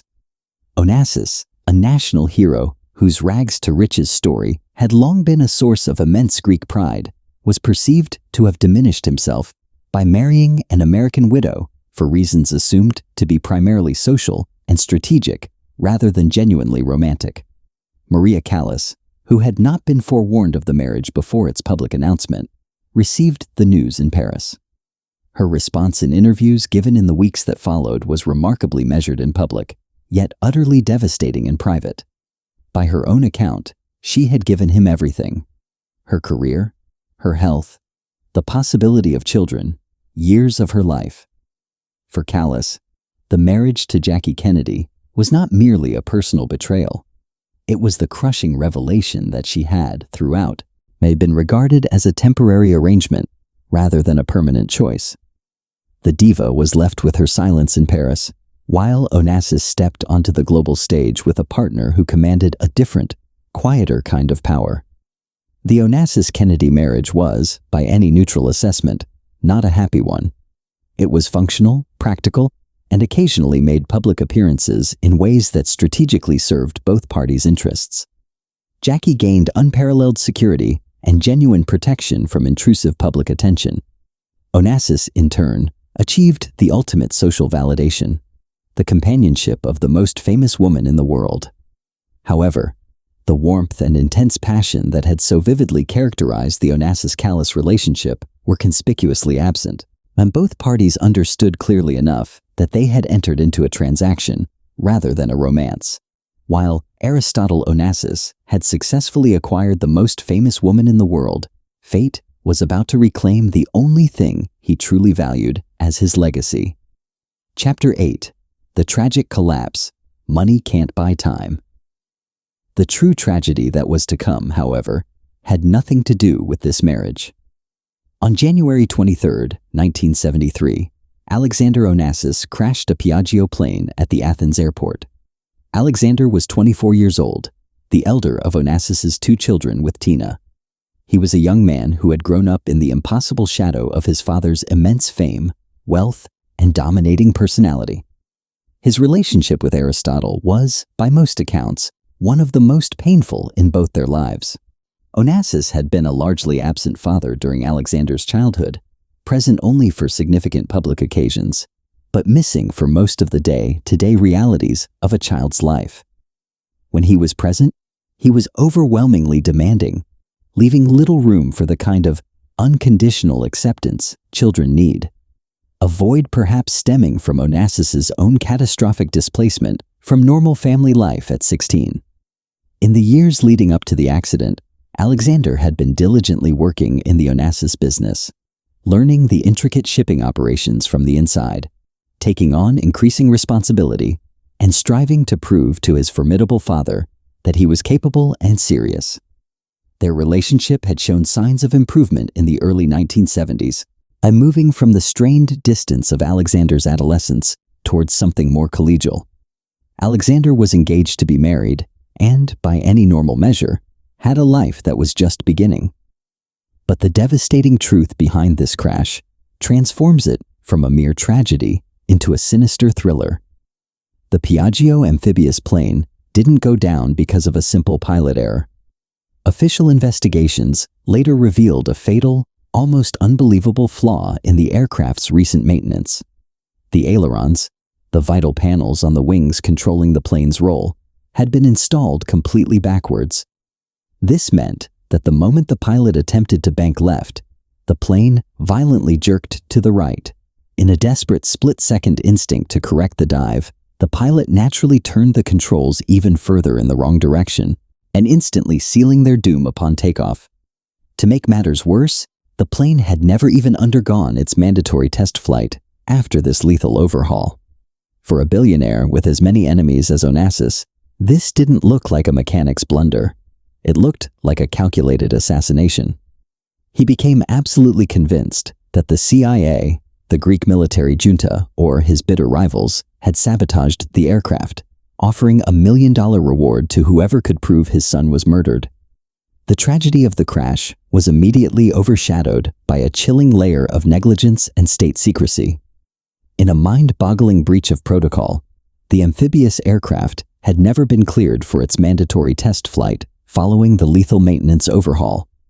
Alexander's fatal takeoff was, in reality, the plane's unverified test run. And to make matters darker, Greece was under the iron grip of a military junta, and critical details surrounding the crash and the subsequent investigation were swiftly suppressed by the colonels. For a man as powerful as Onassis, this was no mere mechanical blunder. Consumed by grief and paranoia, he refused to accept the official narrative, becoming absolutely convinced that it was a calculated assassination orchestrated by the CIA, the Greek dictatorship, or his lifelong rival, Stavros Niarchos. In a desperate pursuit of vengeance, the shattered tycoon offered a staggering $1 million bounty to anyone who could prove his son was murdered, descending into a labyrinth of conspiracy from which his mind would never escape. Alexander sustained massive head injuries and was immediately placed on life support in an Athens hospital. The world's finest neurosurgeons were flown in.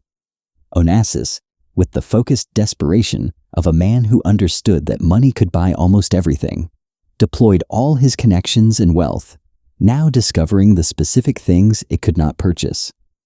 The surgeons were unanimous. Alexander's brain damage was irreversible. He would not recover. Life support was merely maintaining a biological process, not sustaining a person. Onassis refused to accept this grim reality for 36 agonizing hours. He sat vigil by his son's bed, making calls, summoning more doctors, and by multiple accounts, offering sums of money so vast that they were effectively meaningless, for no amount could alter the neurological reality that 3 separate teams of specialists had independently assessed and reported. On January 25, 1973, and the life support was finally turned off, Alexander Onassis died at the age of 24. The effect on Aristotle Onassis was profound and immediate. People who knew him well and observed him in the weeks and months following Alexander's death described a man who had been fundamentally altered, not merely grief-stricken in the conventional sense, but broken in a more structural way, as if the loss had removed a load bearing support from the very architecture of his will to continue. He had built everything for reasons he had never fully articulated, but which had always, at some level, included the idea of continuation, creating something that would outlast him, pass to his children, and bestow upon the refugee boy from Smyrna a legacy proportionate to what he had survived and created. With Alexander dead, and Christina, his daughter, he whose relationship with her father was no less complicated than Alexander's had been, as the sole remaining heir, the future of his colossal enterprise felt irrevocably different. This internal erosion of purpose soon manifested as a physical decay, as if the very nerves that once fired with relentless ambition began to surrender under the weight of his grief. He also began to suffer increasingly from a physical condition, myasthenia gravis, a neuromuscular disease causing progressive muscle weakness, which his doctors had been monitoring for some time, and which the immense stress of Alexander's death accelerated significantly. His eyelids drooped so severely that he wore tape to keep them open for business meetings. He lost weight, and the physical vitality that had once been one of his most striking characteristics, the boundless energy, the commanding presence, the sense of a man who occupied more space than his actual physical size, began to visibly diminish.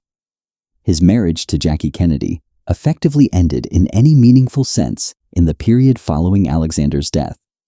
While they remained legally married, Onassis had initiated divorce proceedings by early 1975, proceedings that his own death would ultimately render moot. Jackie Kennedy, for her part, had largely spent the years of their marriage in New York, living a life that, apart from the public status conferred by the marriage, was largely independent. The companionship that the marriage had ostensibly been intended to provide had not materialized in the way either party had expected. In this final period, Onassis also engaged in what appears to have been a genuine attempt to reconnect with Maria Callas.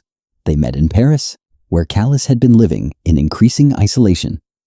Her extraordinary voice had effectively failed by the early 1970s, the tragic culmination of years of overwork and the harsh physical consequences of her dramatic weight loss in the late 1950s. Without her voice, she had lost the very identity that had defined her since childhood. They were two aging people who had both lost the things that had given them their sense of self, finding in each other the only person who truly understood the depth of what had been lost. Callas died in September 1977, 2 years after Onassis. The official cause was cardiac arrest.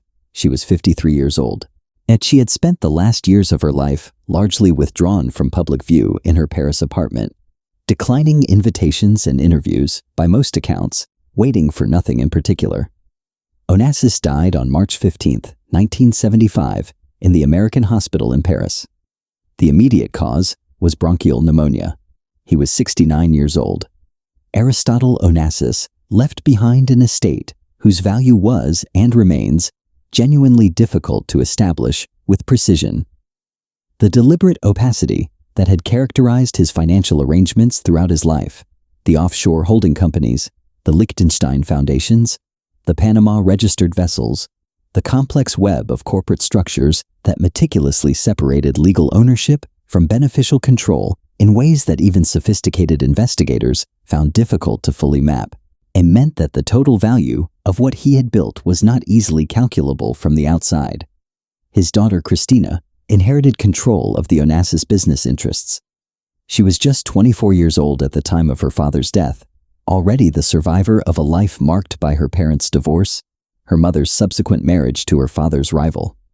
the shattering death of her brother, and the particular isolation of growing up as the child of someone so comprehensively famous that normal human relationships were structurally challenging.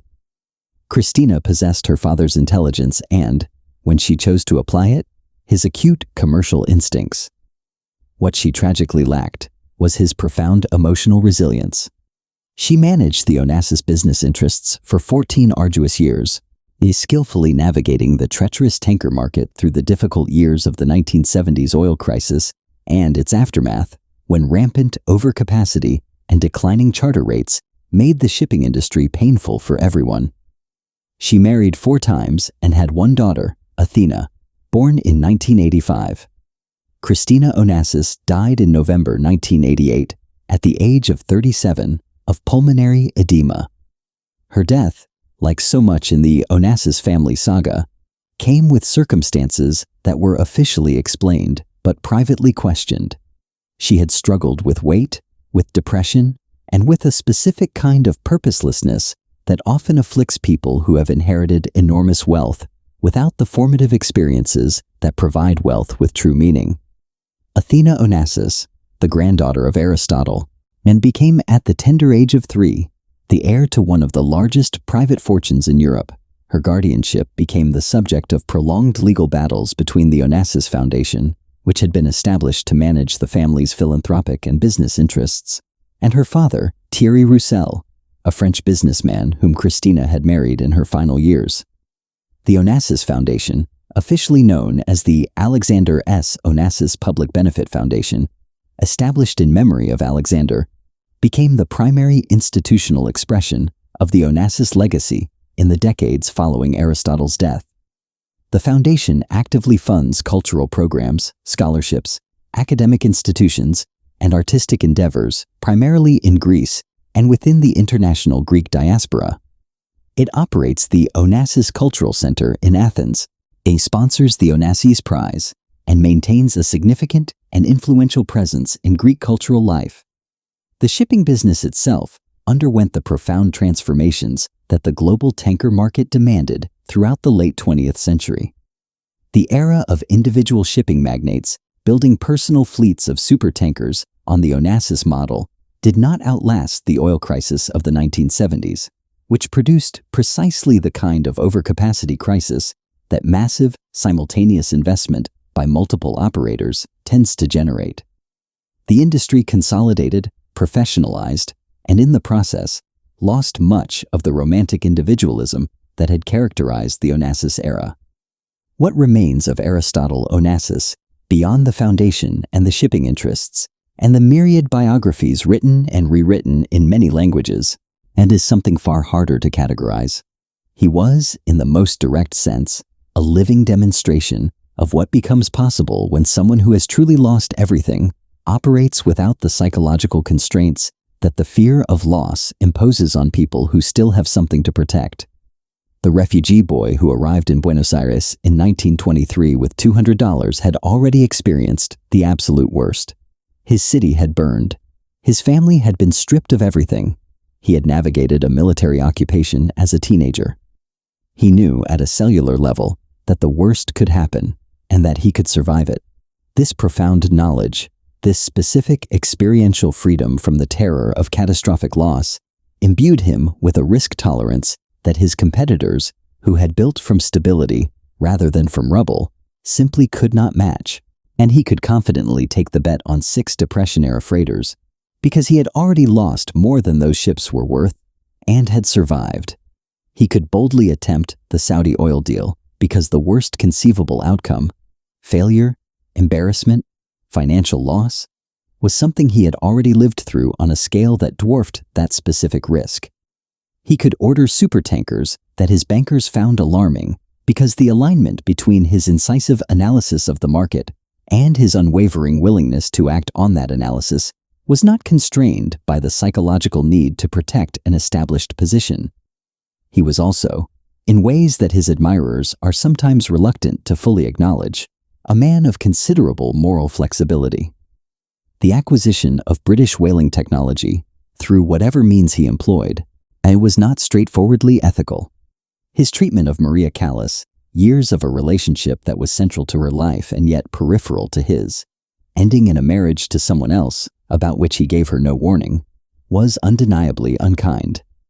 His business practices in various contexts operated squarely in the territory between what was legally permitted and what was genuinely fair, consistently favoring the former without particular concern for the latter. He was undeniably a man of his time and of his origins, shaped by a world in which the established order had demonstrated clearly and personally that it would offer him no protection, and in which the alternative to ruthlessness was not gentleness, but simply failure. At the moral framework that allows people raised in stable societies to operate according to principles of fair dealing and institutional respect is, at least partly, a luxury of stability. Onassis had never known that stability. He had built his own stability from scratch, and the methods that building required were not the methods that stability, once achieved, would have sanctioned. Whether the man who built all of this was admirable or merely extraordinary is a judgment that ultimately depends on one's perspective regarding the purpose of extraordinary people. He created thousands of jobs, built institutions that continue to fund culture and education, and demonstrably proved that the barriers separating the dispossessed from the powerful are not as absolute as the powerful prefer to suggest.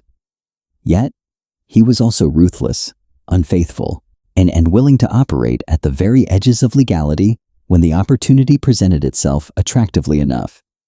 He was, in other words, a human being of exceptional capability, operating within an exceptional context, and the full, unvarnished picture of what he built and how he built it is far more interesting and more instructive than either hagiography or outright condemnation.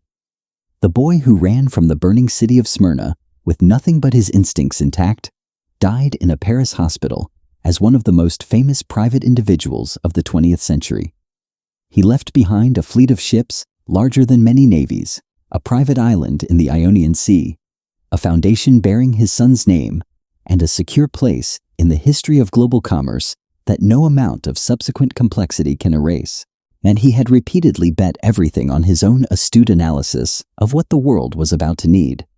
He had been right often enough that the bets that went wrong, the ill-fated Saudi deal, the whaling controversies, the personal catastrophes, were mere footnotes to a record of commercial achievement that decades later remains genuinely extraordinary. From rubble to empire, from a refugee boat crossing the Aegean to the most famous yacht in the world, from $200 and no Spanish to the cover of every major magazine on earth, that is the Onassis story. And it starts, as all the great ones do, with someone who had absolutely nothing left to lose. With the tycoon gone and his empire fractured, the world was left to dissect the remains of a life lived at the absolute edge of possibility. So, we've traced the full arc from the burning waterfront of Smyrna in 1922 to a hospital room in Paris in 1975, from a 17-year-old refugee with $200 to a man whose wealth at its peak was so immense and so deliberately hidden that nobody has ever fully calculated it. The Onassis story is not, in the end, primarily a narrative about shipping or oil or the intricate mechanics of building a business empire in the mid-20th century. It is, fundamentally, a story about what displacement does to a person, and, conversely, what a person can achieve with displacement. What most accounts of Onassis often miss is the profound connection between the catastrophe of 1922 and the extraordinary risk tolerance that so vividly defined his commercial life. He was not a gambler. He was a survivor strategist. To Onassis, at the Great Depression or the Suez Crisis were not risks to be feared, but predictable tides. Having survived the total annihilation of Smyrna, he viewed financial ruin as a manageable inconvenience compared to the literal fire he had already walked through. The profound fear of losing everything that paralyzes most people did not paralyze him, because he had already lost everything and was still standing. The modern relevance of the Onassis story is not found in his specific business strategies. The tanker market has changed beyond recognition. The whale oil industry has effectively ceased to exist, and the Saudi Arabia of 1954 is as remote from the present geopolitical structure as ancient history. Yet what remains powerfully relevant is the underlying pattern of his approach. Identify structural changes in a market before they are visible to the consensus. Position yourself to benefit from those changes through leverage and scale. And critically, possess the psychological resilience to hold through the period of maximum uncertainty between your initial analysis and the market's eventual agreement with it. This potent pattern is not specific to shipping. It is the universal blueprint of every truly transformative business built in conditions of genuine uncertainty. The courage to act decisively on an analysis that the broader consensus has yet to embrace, before irrefutable evidence makes the path obvious, is precisely what distinguishes empire builders from those content to merely witness others' achievements. And Onassis possessed another defining quality, one often overlooked or underemphasized in the typical business school narratives on entrepreneurship. He genuinely reveled in the process. It wasn't merely the accumulation of wealth, though he certainly appreciated its benefits, but rather the intrinsic thrill of the game itself, the intricate dance of deal-making, the art of negotiation, the strategic cultivation of pivotal relationships, and the relentless, almost obsessive, calculation of every potential advantage and disadvantage. Here was a man who had discovered the precise endeavor for which his unique confluence of sharp intelligence, specific temperament, and rich experience had perfectly equipped him. He pursued this calling with an unwavering, total commitment, and embodying someone for whom the lines between their work and their very identity had completely dissolved. However, when that meticulously crafted identity was irrevocably fractured, first by the tragic death of his son Alexander, then by his own battle with myasthenia gravis, and finally by the slow, inexorable ebbing of the vital energy that had fueled his every endeavor, his subsequent collapse was swift and absolute. He had woven himself so profoundly into the fabric of his work that its challenges and failures became his personal burdens, ultimately proving unsurvivable in their intensity. Whether Aristotle Onassis was, at heart, a good man remains a complex question, one that the historical evidence fails to resolve cleanly in either direction. However, whether he was a great man, in the specific, often amoral sense that history frequently employs the term, meaning profoundly consequential, truly transformative, someone whose influence demonstrably bent the arc of events in ways that simply would not have materialized without him, is a matter considerably less ambiguous. He was a refugee, arriving with absolutely nothing, who meticulously remade himself into one of the 20th century's most formidable private individuals. His audacious exploits included pirating cutting-edge British shipping technology, directly challenging the monolithic power of Standard Oil, coming remarkably close to dominating the Saudi oil transport market, constructing the world's largest private shipping fleet, and in the process, solidifying his reputation as one of the most globally recognized figures of his era. All of these monumental achievements were realized without the benefit of a college degree, without inherited wealth, without direct government support, and crucially, without the kind of stable institutional backing that the established order typically extends to those it recognizes as its legitimate progeny. What he possessed instead was the searing memory of a city in flames, the precarious journey across the Aegean, and the distinct, potent freedom of someone who has already experienced total loss. Having faced the abyss once, he was, in a profound sense, genuinely liberated to risk everything in pursuit of all that could be gained again.